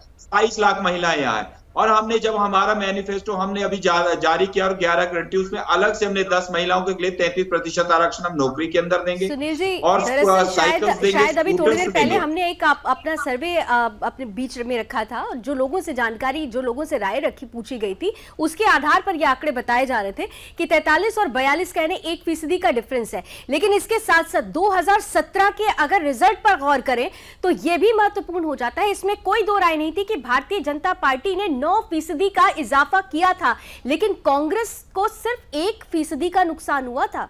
सर, ये जो 1% था, 9% बहुत ज्यादा होता है, इसमें कोई दो राय नहीं है, लेकिन सिर्फ 1% उनके वोट शेयर कम हुए थे 2012 की तुलना में। तो उस कॉन्फिडेंस के आधार पर इस बार भी कांग्रेस ये कह रही है कि आप मार्जिनल वोट्स को अगर देखते हैं तो कांग्रेस जनता की पसंद बनी हुई है। इस परिस्थिति को देखते हुए और जो सर्वे के आंकड़े हैं 43 और 42 के, कि भारतीय जनता पार्टी को 43% जनता पसंद करती हुई नजर आई है और 42% कांग्रेस को, तो क्या ऐसे में आपको नहीं लगता कि आपके लिए कांग्रेस ने एक चुनौती तो जरूर खड़ी कर दी इस चुनाव में? सीट्स कम हो सकती है, परंतु फुल मेजॉरिटी की सरकार आपके सर्वे के अनुसार भी हमारी बनने वाली है। ये डबल, क्योंकि प्रदेश की जनता ने तय कर दिया है। जहां एक और दिल्ली से आम आदमी पार्टी यहाँ पर शुरू में माहौल बनाने का बात करती है, उन्होंने यहाँ पर जिस प्रकार से झूठ की राजनीति की कि हम सब कुछ आपको फ्री दे देंगे। उसके बाद कांग्रेस आई, उन्होंने 10 गारंटियां उसमें आई और युवाओं को ठगने की कोशिश की, क्योंकि कांग्रेस इससे पहले भी ऐसे वादे प्रदेश के अंदर किए। वो अपना बेरोजगारी भत्ता तो युवाओं को दे नहीं सकी। अच्छा ठीक है, प्रेम जी से एक रिएक्शन इस पर ले लेते हैं, फिर मुकेश जी आप सवाल कंटिन्यू कीजिएगा। प्रेम जी, एक रिएक्शन आप दे दीजिए, आप बार-बार हाथ उठा रहे थे जी। चाहूंगा कि भारतीय जनता पार्टी के प्रवक्ता को बहुत ज्यादा समय दिया जाए, जो मैं समझता हूं कि तर्कसंगत नहीं है। अब आप जितना समय लेना चाहते हैं आपका है जी। मैं ये कहना चाहता हूँ, जो कह रहे हैं कि हमने कोई 10 गारंटियां हैं, झूठ बोला है, ये कैसे कह सकते हैं? उसका आधार क्या है? अभी सरकार आने दीजिए, जो हमने कहा है वो करके दिखाएंगे, और 5 वर्ष अपनी सरकार चलाने के बाद तब आप ये सवाल उठाइएगा। आज असली बात ये है कि आपने 5 वर्ष चीखे मत चिल्लाइए, तहजीब के साथ डिबेट में भाग लीजिए। प्रेम जी, कोई बोल ही नहीं रहा है, कोई नहीं बोल रहा है, आपको शायद आपकी आवाज ही इको कर रही होगी, कोई नहीं बोल रहा। प्रेम जी, सब शांत है, बीच में ना बोले, शालीनता के साथ पार्टिसिपेट करें। प्रेम जी, कोई नहीं बोल रहा है। 5 वर्ष आपका शासनकाल हिमाचल प्रदेश में रहा है, अभी तो उसका हिसाब जनता ने आपसे लिया है, और उसका हिसाब जनता करने वाली है वोट के माध्यम से। ये मैं आपसे कहना चाहता हूं। आप स्तुतिगान करने के लिए मत टीवी चैनल्स के ऊपर आया करिए, प्रधानमंत्री ये है, प्रधानमंत्री वो है। प्रधानमंत्री की और भारतीय जनता पार्टी की और प्रदेश सरकार की पोल जो है वो जनता के बीच में खुल चुकी है। आप सफेद झूठ बोलने वाली पार्टी हैं, किसी भी मुद्दे के ऊपर आप टीके नहीं है, कोई भी बात आपकी सच नहीं हुई है। आप 5 हॉस्पिटल्स खोलने की बात हिमाचल प्रदेश में कर रहे हैं, सफेद झूठ बोल रहे हैं आप। एक भी मेडिकल कॉलेज आपका खोला हुआ है इसमें नहीं रही। एम्स की बात, तो एम्स के आधे अधूरे एम्स का उद्घाटन करके आपके प्रधानमंत्री इलेक्शन की जल्दबाजी में चले गए। आपने कोई जिन प्रोजेक्ट्स की आप बात कर रहे हैं, धरातल के ऊपर कोई प्रोजेक्ट, कौन सा 4 लेन है जो बनके तैयार हो गया है? कौन से नेशनल हाईवेज है जिनकी घोषणा भारतीय जनता पार्टी के मंत्री ने की थी, आज धरातल के ऊपर है? कौन सा पीजीआई हॉस्पिटल जिसको ऊना में बनाने की आप बात अच्छा करते प्रेम थे जी, प्रेम जी, दो अच्छा, बातें एक सवाल प्रेम दो जी बातें। करें। एक तो मैं पहले आपको मुकेश जी सवाल पूछे, लेकिन उससे पहले दो चीजें क्लियर कर दूं। एक तो इस डिबेट में कोई भी एक दूसरे को काउंटर इस तरह से नहीं कर रहा है जैसे आप कह रहे हैं कि बीच में कोई बोल रहा है। और दूसरी बात, आपने कहा कि आपके प्रधानमंत्री, तो मुझे लगता है कि प्रधानमंत्री तो देश का होता है, और जिस तरीके से चाहे भारतीय जनता पार्टी हो या फिर कांग्रेस के प्रतिनिधि हो, आप दोनों आज जो जिस तरीके से अपनी बातें रख रहे हैं, सर चुनाव संपन्न हो चुका है, अब ये वाली स्पीच काम नहीं आएगी। जो अब दरअसल जनादेश तो हो चुका है, हमको सिर्फ इंतजार करना है। यार आपको पता नहीं है, आपको लेकिन भी EVM में नहीं तो जनता पता क्या ने हो रहा है, अपना हमें भी मत नहीं डाल दिया पता। है। हम लेकिन परिस्थितियों के आधार पर प्रश्न रख रहे हैं और उन प्रश्नों का ही आपसे उत्तर चाह रहे हैं। महत्वपूर्ण यह होता है कि जब आपसे यह पूछा गया, मेरा सवाल सुनील जी से भी यही था कि 1% की ही कमी थी पिछली बार, ये आपके पक्ष की बात है प्रेम जी, कि 1% की ही कांग्रेस में खोया था 2012 की तुलना में। लेकिन ये तब हो रहा था जब निरंतर हम देख रहे थे कि साल दर साल मतदान का प्रतिशत बढ़ा है, तो एक बदलाव आया है। इस बार मतदान का प्रतिशत अभी फिलहाल जो हमारे पास 6 बजे तक के आंकड़े हैं, उसके अकॉर्डिंगली 5 बजे तक के आंकड़े हैं, माफ कीजिएगा, 5 बजे तक के आंकड़ों के अनुरूप हमारे पास ये जानकारी है कि 65% मतदान हुआ है। अगर हम इसको और ज्यादा कर लेते हैं तो 70% तक मान लीजिए लेके जाते हैं, तो क्या ऐसी परिस्थिति में आपको लग रहा है कि आप लोग कम बैक कर रहे हैं? प्रेम जी, देखिए, ये जो मतदान का प्रतिशत है, इसको आधार नहीं माना जा सकता। अगर 2-4-5% मतदान कम हुआ है तो भारतीय जनता पार्टी वापस आ रही है, ऐसा कैसे संभव है? मतदान में कमी थोड़ी हो सकती है पहले से, लेकिन मैं वातावरण और माहौल की बात कर रहा हूँ। हिमाचल प्रदेश में जो राजनीतिक और चुनावी माहौल है, वातावरण है, वो पूरी तरह से भारतीय जनता पार्टी को सत्ता से बाहर करने का और कांग्रेस तो पार्टी फिर ये को बात फिर से कहने का सत्ता में ये बात स्थापित कहने का करने क्या पैमाना है आपके पास? आपने ये कैसे इस किस पैमाने से आपने नाप लिया ये?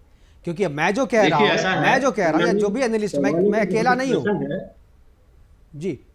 पैमाने का जहां तक प्रश्न है, जनता के बीच इन पूरे चुनावों में काम किया है, लोगों से नहीं। देखिए, मैं तो आंकड़े के आधार पे बात करूंगा, 2012 से 3 चुनाव का ही आप देख लीजिए ना, 3 चुनाव का ही देख लीजिए, या 2007 से अगर आप देखते हैं, 2007 से लेकर 2022 तक जब भी सरकार बदली है तो वोट परसेंटेज पिछले चुनाव के तुलना में ज़्यादा हो, यानी जनता ने एग्रेसिवली वोट किया सरकार को बदलने के लिए। और ये एक इस्टेब्लिश ट्रेंड है, ये कोई भी एनालिस्ट, मेरे ख्याल से हेमंत जी यहाँ पे, हेमंत जी भी इस बात से सहमत होंगे, या हेमंत जी अपनी बात भी रख सकते हैं कि अगर वोटिंग परसेंटेज बढ़ा है पिछली बार की तुलना में, तो ये माना जाता है कि जनता ने सरकार को बदलने के लिए वोट किया है। और अगर परसेंटेज पिछली बार की तुलना में कम है तो ये माना जाता है, और ये 99.9% केस में ये सच साबित हुआ है।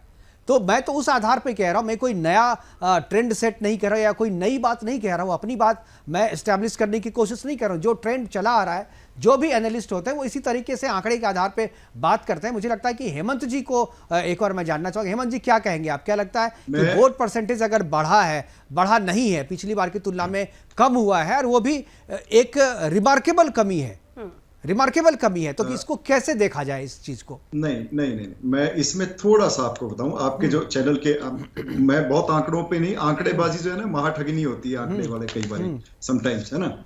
और आपका जो एक सर्वे है कि कांटे की टक्कर है, मैं उससे पूरी तरह सहमत हूं। जो आपने बताया कि 1% इधर या उधर, वो ठीक है, ओके फाइन, है ना।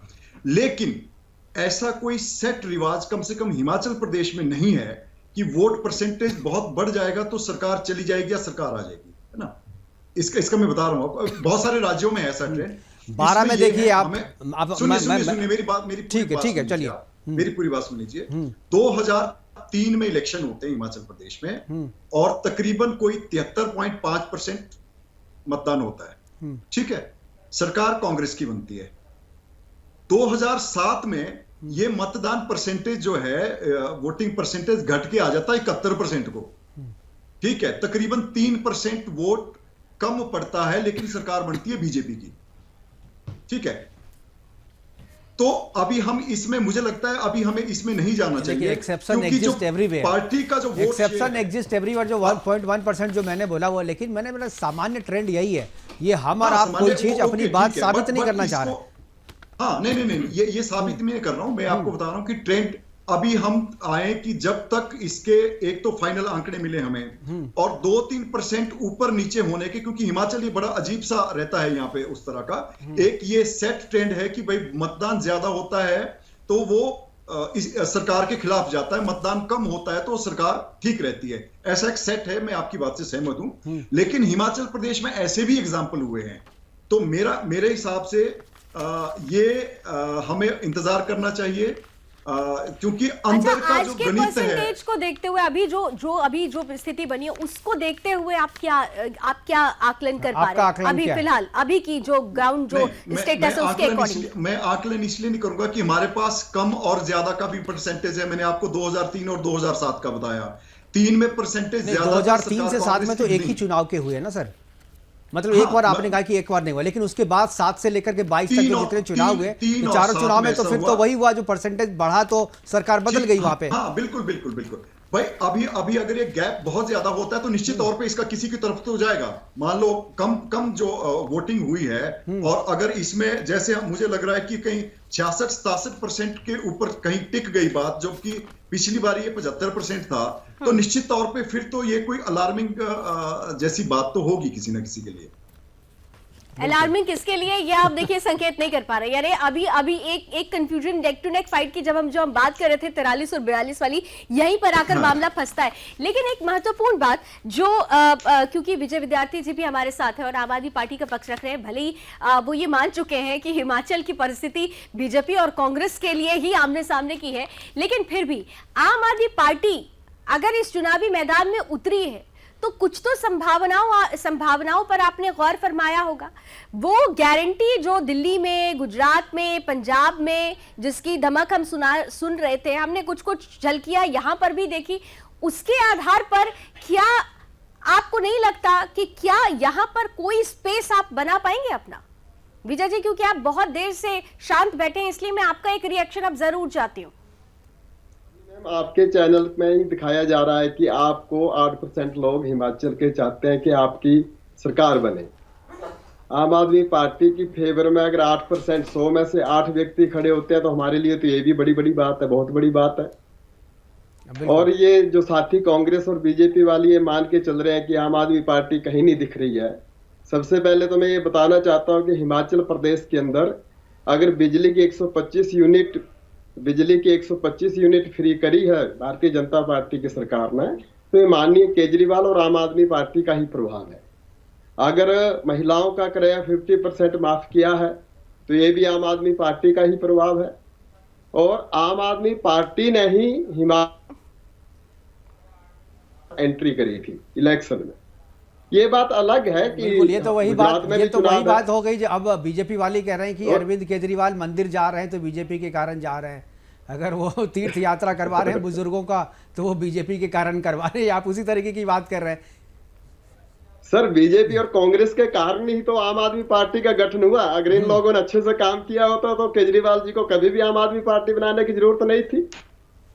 अगर आम आदमी पार्टी बनी है इस देश के अंदर तो इन दोनों पार्टियों से दुखी जो लोग थे उन लोगों ने इकट्ठे होकर ये पार्टी बनाई है। और हिमाचल प्रदेश में भी लोग बदलाव चाहते हैं। और मैं एक चीज और बता दूं इस चैनल के माध्यम से, हिमाचल प्रदेश के अंदर जब भी तीसरा विकल्प उभर कर आया है, हिमाचल प्रदेश की जनता ने उनको अपना समर्थन दिया है। इस हिमाचल प्रदेश से कब आया है सर तीसरा विकल्प? तो मुझे याद नहीं आ रहा है कभी इस हिमाचल प्रदेश से कामरेड भी जीते थे, इस हिमाचल प्रदेश से जनता दल के एमएलए भी जीते थे। एक दो जगहों पे तो निर्दलीय भी जीत जाते हैं एक दो जगह पे, लेकिन कभी सरकार बनाने वाली स्थिति में तो आप नहीं आए ना, सरकार में वैसी स्थिति में आए जो आपको रिकॉग्नाइज किया जाए। वो तो आंकड़े याद करने पड़ते हैं कि कब सीपीएम ने सीट निकाली थी और कब यहाँ जेडीयू ने सीट निकाली थी। लंबे टाइम तक वो विकल्प टिक नहीं पाए, ये बात अलग है। लेकिन आम आदमी पार्टी ऐसी नहीं है। आम आदमी पार्टी की पंजाब में भी पहले सरकार नहीं बनी थी सर, लेकिन दूसरी बात जो रिजल्ट आया आप लोगों ने सबने देखा ही है। मैं आम आदमी पार्टी को मैं आम आदमी पार्टी को हिमाचल में नकार रहा हूँ कि हिमाचल में आपके नेताओं ने उतना सीरियसली नहीं लिया आपकी पार्टी को, अपनी पार्टी को। सर सीरियसली लिया है। हमारे पास साधनों और संसाधनों की कमी है। हमारी लड़ाई दो बड़ी रिवायती पार्टियों के सरकार है। अब क्या कमी है आपके पास? दो राज्यों में सरकार चला रहे हैं आप, अब आपको क्या कमी है? सर और यार एक करोड़ों 10 के साल विज्ञापन पुरानी आप पार्टी और एक इतने 70-75 सालों तक जिन्होंने बारी बारी शासन किया है और जिन्होंने देश के अंदर प्रदेशों के अंदर सरकारें बनाई है, उनके साथ हमारी फाइट थी। और हमारे पास लीडर कम है और जितना ज्यादा हमारे चुनाव के अंदर नेता आ सकते थे उन्होंने टाइम दिया। और गुजरात में हमारा केंद्रीय नेतृत्व जो ज्यादा गुजरात की तरफ उनका फोकस है, वो ज्यादा वहां चले गए। लेकिन फिर भी आदरणीय केजरीवाल साहब हिमाचल आए, आप खुद ही बात बात में कह गए कि फोकस गुजरात की तरफ है, हिमाचल की तरफ नहीं, कम से फोकस कम नहीं था। इतनी ईमानदारी तो आम आदमी पार्टी में है। मैं इस बात के लिए आपको तारीफ करना चाहूंगा कि आप पॉलिटिकल बात नहीं कर रहे हैं कि नहीं जी मैं तो था, मेरे नेता आ रहे थे, मैं जीत रहा हूँ, जो है वो बात जो है वो आप कह रहे हैं। इसके लिए मुझे लग रहा है जो जनता है वो भी तारीफ कर रही होगी, जो दर्शक अपने सुन रहे होंगे। और मुझे लगता है कि बीजेपी और कांग्रेस के प्रवक्ताओं को भी कुछ सीख लेनी चाहिए कि सच कैसे बोला जाता है पॉलिटिक्स में रह करके। सुनील जी, आपके पास एक प्रश्न लेकर आ रही हूँ क्योंकि समय अब धीरे धीरे खत्म हो रहा है, लेकिन अभी देखिए चर्चाओं का दौर तो 8 दिसंबर तक चलता रहेगा, जब तक रिजल्ट नहीं आएगी बहुत सारी बातें होंगी। लेकिन एक महत्वपूर्ण बात, जब ग्राउंड से जो हम रिएक्शंस देख रहे थे, या फिर मुकेश जी भी ग्राउंड पर थे, बहुत सारी रिपोर्ट्स हम लगातार देख रहे थे, आप लोगों की रोड शोज को हमने देखा, उसमें धमक हनक सब कुछ नजर आ रहा था। कांग्रेस में भी ऐसी प्रियंका गांधी के रोड शोज को भी देखा। लेकिन विनिबिलिटी को लेकर, बार बार फेसेस को लेकर जब जनता से प्रश्न पूछा जा रहा था तो कहीं कहीं से तो स्ट्रेट फॉरवर्ड जवाब मिल रहा था, लेकिन कहीं कहीं से थोड़ा सा जनता संशय में थी। क्या आपको लगता है कि इस बार जो चेहरे आप लोगों ने चुनावी मैदान में उतारे, उनका आधार, विनिबिलिटी का जो आधार है, वो उनका फेस था या फिर उसके पीछे सिर्फ और सिर्फ कामकाजी था? क्योंकि देखिए बहुत सारी चीजें फेसेस पर भी निर्भर करती हैं।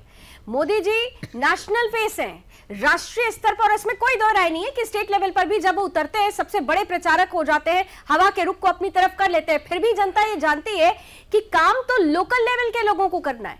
तो वो जो फेस बेस था, क्या आपको लग रहा है कि वो आपको जीत की तरफ लेकर जा पाएगा?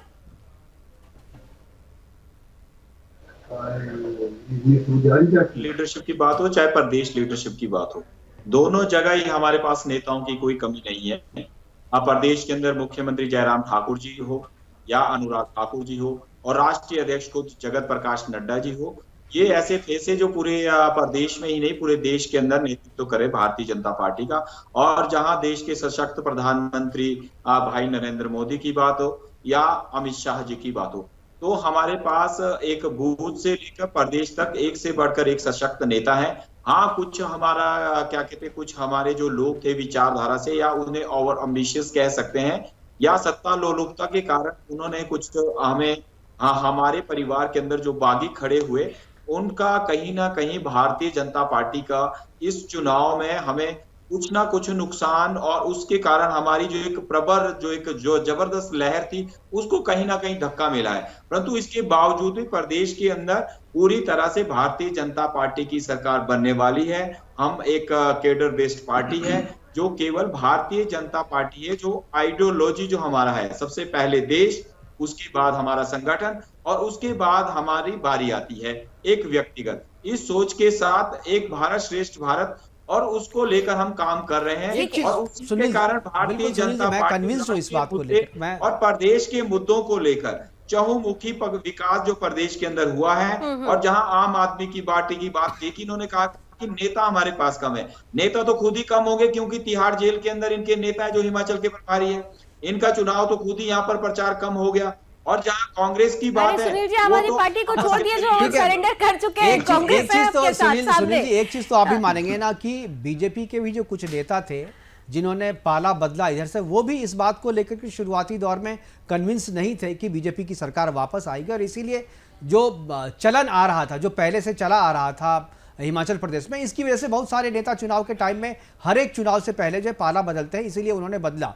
लेकिन एक जो चीज़ मुझे लगता है, मैं प्रेम जी से इसका जवाब चाहूँगा कि संगठन के लेवल पे, जैसा कि मैंने पहले भी बताया कि संगठन के लेवल पे बीजेपी बहुत ही स्ट्रांग है। और जब एक कोई बागी नेता को प्रधानमंत्री खुद फोन करके मनाने की कोशिश करते हैं, तो ये बताता है कि संगठन के लोग जो है छोटी से छोटी बात को लेकर के बड़े से बड़े नेता कितनी गंभीरता से उसको लेते हैं और मनाने की कोशिश करते हैं। और ये चीज़ की कमी जो है, इस चीज़ की कमी कांग्रेस में, आम आदमी पार्टी में दिखी। और ये जो फाइट जो दोनों के बीच में है, इस लेवल पे आकर के एक बड़ा गैप हो जाता है और बीजेपी के पक्ष में चीजें चली जाती हैं। क्या आपको प्रेम जी लगता है कि संगठन के लेवल पे, हालांकि आप लोग बहुत अच्छे संगठन कांग्रेस का भी है, लेकिन चुनाव में जिस तरीके से एक्टिव होना चाहिए था कांग्रेस को नीचे से लेकर के ऊपर तक, उतना एक्टिव कांग्रेस इस बार नहीं देखी और इसका खामियाजा भी चुनाव के मतदान में दिखने को मिला। परसेंटेज, हालांकि रिजल्ट नहीं आया है, लेकिन जो परसेंटेज दिखा है उसमें वो चीजें परिलक्षित हो रही हैं। पहली बात तो यह कि परसेंटेज को लेके आप अपना जो एक मत है उसको आप स्थापित करने की कोशिश कर रहे हैं, माफी चाहूंगा आपसे। नहीं, आप भी वही कर रहे हैं ना, आप भी स्थापित करने की कोशिश कर रहे हैं, आप भी स्थापित करने की कोशिश कर रहे हैं। मुझे मौका दीजिए जी, मौका दीजिए। दूसरी बात यह है कि भारतीय जनता पार्टी ने जो टिकट आवंटन किया और जिस तरीके से भारतीय जनता पार्टी ने अपने जो इनके विधायक थे उनके टिकट बदले, टिकट काटे, उसी से ये चीज स्पष्ट हो गई कि भारतीय जनता पार्टी की सरकार जो है और भारतीय जनता पार्टी के लोग जो हैं वो जीत नहीं रहे हैं, हार रहे हैं। और भारतीय जनता पार्टी इन चुनावों में जीत दर्ज नहीं करने जा रही है, क्योंकि भारतीय जनता पार्टी को अपने विधायकों के ऊपर, अपने मंत्रियों के ऊपर विश्वास नहीं है। उनको चुनावी मैदान से हटा लिया गया। प्रधानमंत्री जी को आप कह रहे हैं कि वो छोटे स्तर के ऊपर उन्होंने, ये आपका पहलू है। असलियत ये है कि आज भारतीय जनता पार्टी में जिस तरीके से बगावत हिमाचल प्रदेश में हुई है, 26 विधानसभा क्षेत्रों में जिस तरीके से बागी भारतीय जनता पार्टी के जो हैं वो खड़े हुए हैं, और आदरणीय प्रधानमंत्री जी को जिस तरीके से व्यक्तिगत फोन करके जो बागी हैं उनको बिठाने के लिए हस्तक्षेप करना पड़ा, और उसके बावजूद जो है जिनको उन्होंने मनाने की कोशिश की, उन्होंने अपना पर्चा वापस नहीं लिया, चुनाव मैदान में है वो। ये अपने आप में सारी कहानी को बयां करता है कि आज भारतीय जनता पार्टी का जो शीर्ष नेतृत्व है उसकी बात को भी भारतीय जनता पार्टी में सुना नहीं जा रहा। और ठीक है, ये बात आप कह सकते हैं, बागी तो एक फैक्टर है, इस बात से इनकार नहीं किया जा सकता है, लेकिन पोलिंग परसेंटेज और चुनाव प्रचार में जिस तरीके से चीजें चली और प्रधानमंत्री ने जिस तरीके से एग्रेसिवली प्रचार किया, उसके बाद से कांग्रेस पार्टी ने पूरी संजीदगी के साथ, पूरी ताकत के साथ इस चुनाव में अपनी जो पूरी ताकत है वो लगाई है, झोंकी है, और नतीजे जो हैं वो आपको इस चीज साबित करेंगे कि कांग्रेस पार्टी ने कितनी गंभीरता के साथ हिमाचल प्रदेश के इस चुनाव को लड़ा है। नतीजा अगर आपके पक्ष में आता है तो ये बात मानी जा सकती है कि गंभीरता से नहीं भी लड़ते हैं तो चलन के हिसाब से आपको वोट मिल गए, लेकिन वरना जो कैंपेनिंग मैंने देखी है वहां पर जाकर के ग्राउंड पे, उसमें मुझे कांग्रेस सीरियस नहीं लगी और कांग्रेस का कोई बड़ा नेता मुझे नहीं दिखा। लेकिन परसेंटेज के आधार पर फिर भी 8 तारीख को जब रिजल्ट आएंगे तो उसके बाद अगर आपको लगता है, जैसा आप करें, अगर आपकी बातें सच होती है तो मैं आपकी बात को मान लूंगा, क्योंकि मेरे पास भी कोई ऑप्शन नहीं होगा, जो जीतता है उसकी बात तो माननी ही पड़ेगी। आप आमंत्रित हैं, अभी हमने ऑन एयर आमंत्रित कर दिया, 8 तारीख से आप सभी मेहमान 8 तारीख को आमंत्रित हैं, क्योंकि हम लगातार बीते 1 महीने से सत्ता का महासंग्राम कार्यक्रम आपके बीच, आपके माध्यम से जनता के बीच रख रहे हैं, और जो संवाद हमारे बीच में होता रहा उन संवादों का ही जो परिणाम निकलेगा वो 8 तारीख को निकलेगा। इसलिए आप सभी आज जो आप कह रहे हैं वो बात भी हम याद रखेंगे, वो रिकॉर्ड भी हमारे पास है, और उस दिन जो बात अगर परिणाम अलग होगा तो वो रिकॉर्डिंग भी आपको हम सुनाएंगे। अगर आप अपनी बात से पलटे यार, अपनी बात अगर आपने बदलने की कोशिश की तो वो भी हम दिखाएंगे, क्योंकि आप जो कह रहे हैं वो हम रिकॉर्ड भी कर रहे हैं। ये प्रोग्राम हमारे पास वैसे सोशल मीडिया पे भी हम इसको डालेंगे, इसलिए जो बातें हम कह रहे हैं या आप कह रहे हैं ये ऑन रिकॉर्ड है। और 8 तारीख को आपने सही कहा या मैंने कहा या दूसरे लोगों ने जो कहा, इस बात की भी परीक्षा जो है उसी बिल्कुल 8 तारीख को होगी। एक महत्वपूर्ण मुद्दा है जिसका जिक्र फिलहाल हमें जरूर करना चाहिए, हेमंत जी आपके पास आते हुए, क्योंकि जब कभी भी हम हिमाचल की बात कर रहे थे, हिमाचल अपने सेब के लिए विश्वविख्यात है, और देखिए सेब जैसे हम हंसते हैं, शिमला में पहुंचते हैं तो सेब जैसे हो जाते हैं, एकदम लाल लाल हो जाते हैं, लेकिन सेब जो विक्रेता थे, एप्पल प्रोड्यूसर्स जो थे, इस बार वो लाल दूसरे कारणों से थे। उन एप्पल प्रोड्यूसर्स को सैटिस्फाइड करने के लिए चाहे भारतीय जनता पार्टी का 11 संकल्प हो, उसमें उन्होंने उनको जगह दी जीएसटी को लेकर, दूसरी तरफ कांग्रेस की अगर गारंटी की बात करें तो उन्होंने उन एप्पल प्रोड्यूसर्स की बात की है। लेकिन बेसिक तौर पर क्या आपको लग रहा है, क्योंकि वो भी मतदाता हैं, वो जो खास तौर से 7.2% वो जो वोटर्स हैं, क्या आपको लग रहा है कि एक तरफ गारंटी, दूसरी तरफ संकल्प, वो 7.2% जो मतदाता हैं वो किसकी गारंटी और किसके संकल्प पर ज्यादा भरोसा करते हुए नजर आएंगे इस बार? देखिए लावनी जी, मैं आपको इसमें बताऊं कि जो सेब वाला मसला है, एक तो ये कन्फाइंड अप टू 1 डिस्ट्रिक्ट, ठीक है, शिमला डिस्ट्रिक्ट और उसमें भी 3-4-5 सीटों तक का है, तो इसका कोई बड़ा मसला नहीं है कि पूरे नहीं, लेकिन दोनों इस ने तरह ही से अगर अपनी मैनिफेस्टो में नहीं, उसे वो ठीक शामिल है, कर ठीक लिया एक दो सीट तो में ही असर है। बहुत असर होता है। आपकी बात ठीक है, आपकी बात ठीक है। किन्नौर भी है। अभी सेब आप कह रहे हैं अभी सेब वाले किस तरफ को जाएंगे, इनकी तरफ को गारंटी अच्छी कि इनकी तरफ की गारंटी है।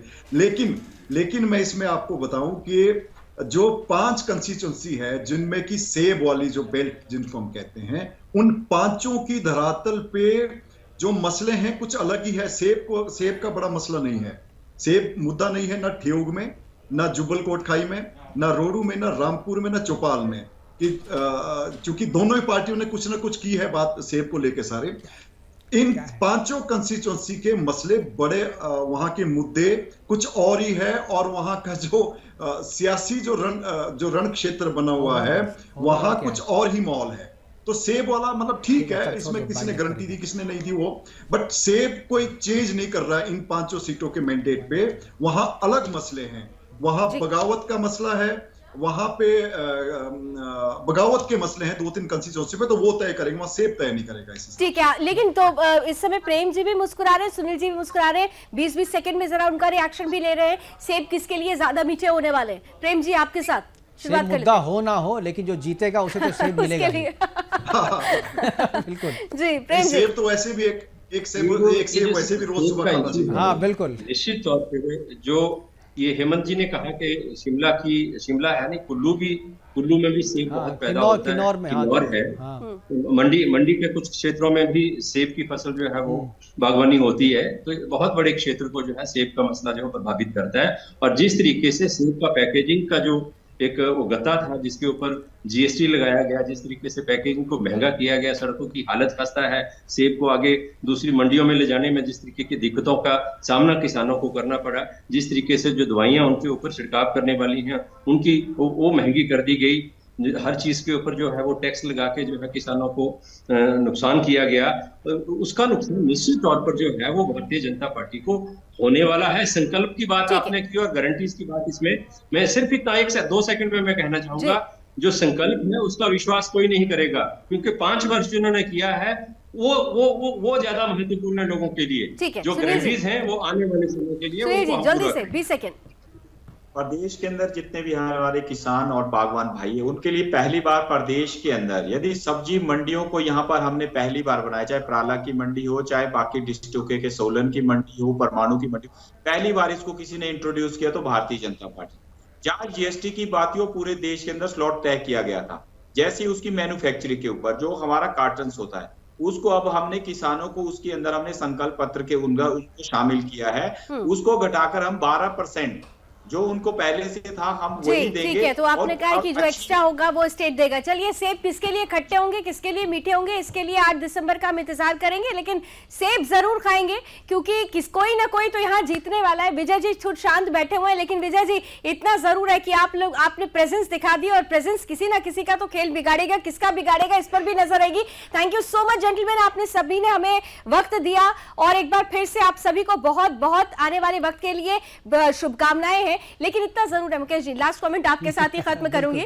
सत्ता का महासंग्राम बहुत रोचक होता है जब कभी भी हम इस कार्यक्रम को अपने दर्शकों के बीच रखते हैं और लगातार निरंतर हमारी जो चाहे वो ओपिनियन पोल हो या सर्वे हो या फिर एग्जिट पोल हो, हमने 99% परिस्थितियों में हमारी जो रिजल्ट है सही आकलन सामने रखा है। एग्जिट पोल हम इस बार नहीं दिखा पा रहे हैं, हालांकि किया हुआ है हमारा, लेकिन हम दिखा नहीं पा रहे क्योंकि चुनाव आयोग की मजबूरियां हैं, बंदिशें हैं। लेकिन एग्जिट पोल जो है उसके नतीजे जो भी हैं वो जो हमारे ओपिनियन पोल थे उसी के आसपास है। और जो हमने अभी परिणाम दिखाया कि कितने परसेंटेज वोटिंग है, 65% अभी तक हालांकि आया नहीं है, 7 बजने को है, 6 बजे तक का आंकड़ा हमारे पास नहीं आया है, चुनाव आयोग ने अभी घोषित नहीं किया है। लेकिन जो आंकड़े अभी हैं, जो परसेंटेज ऑफ वोटिंग है, उसके आधार पर कह सकते हैं कि जो हमने ओपिनियन पोल दिखाया था नतीजे भी उसके करीब होंगे। और जो एग्जिट पोल हमारा जो है, जो हम दिखा नहीं पा रहे हैं, वो भी एग्जैक्ट ही होंगे, जैसा कि हमारा पहले से जितने भी हमने एग्जिट पोल किए, जितने भी हमने सर्वे किए चुनाव को लेकर के, वो सभी ऑलमोस्ट 100% 99.9% जो है हमारा सही हुआ है। इसलिए इस बार भी है जो सत्ता के महासंग्राम में हम दिखाएंगे। हालांकि 8 तारीख को जरूर देखिएगा, 8 तारीख को हम लोग एग्जिट पोल भी लेकर के आएंगे और उस दिन आपको हम बताएंगे कि गुजरात में किसकी सरकार बन रही है और हिमाचल प्रदेश में किसकी सरकार बन रही है। आज चाहे बहस कुछ भी हो, आज चाहे चर्चा कुछ भी हो, लेकिन नतीजे जो 8 तारीख को आएंगे वो बताएंगे कि सही हम थे या सही आप। बिल्कुल, सत्ता का सिरमार कौन होगा इस पर नजर बनी रहेगी। फिलहाल हिमाचल के चुनाव संपन्न हो चुके हैं। गुजरात के लिए अब इंतजार करिए 1 दिसंबर और 5 दिसंबर बहुत खास होगा और इस बीच सत्ता का महासंग्राम भी जारी रहेगा। गुजरात के ग्राउंड से भी जो खबरें हैं आपके बीच लेकर आते रहेंगे रोज शाम 6 बजे। सत्ता का महासंग्राम, जुड़िएगा जरूर। अभी बस इतना ही। देश और दुनिया की तमाम खबरों के लिए आप जुड़े रहिए सुदर्शन न्यूज के साथ। जय हिंद।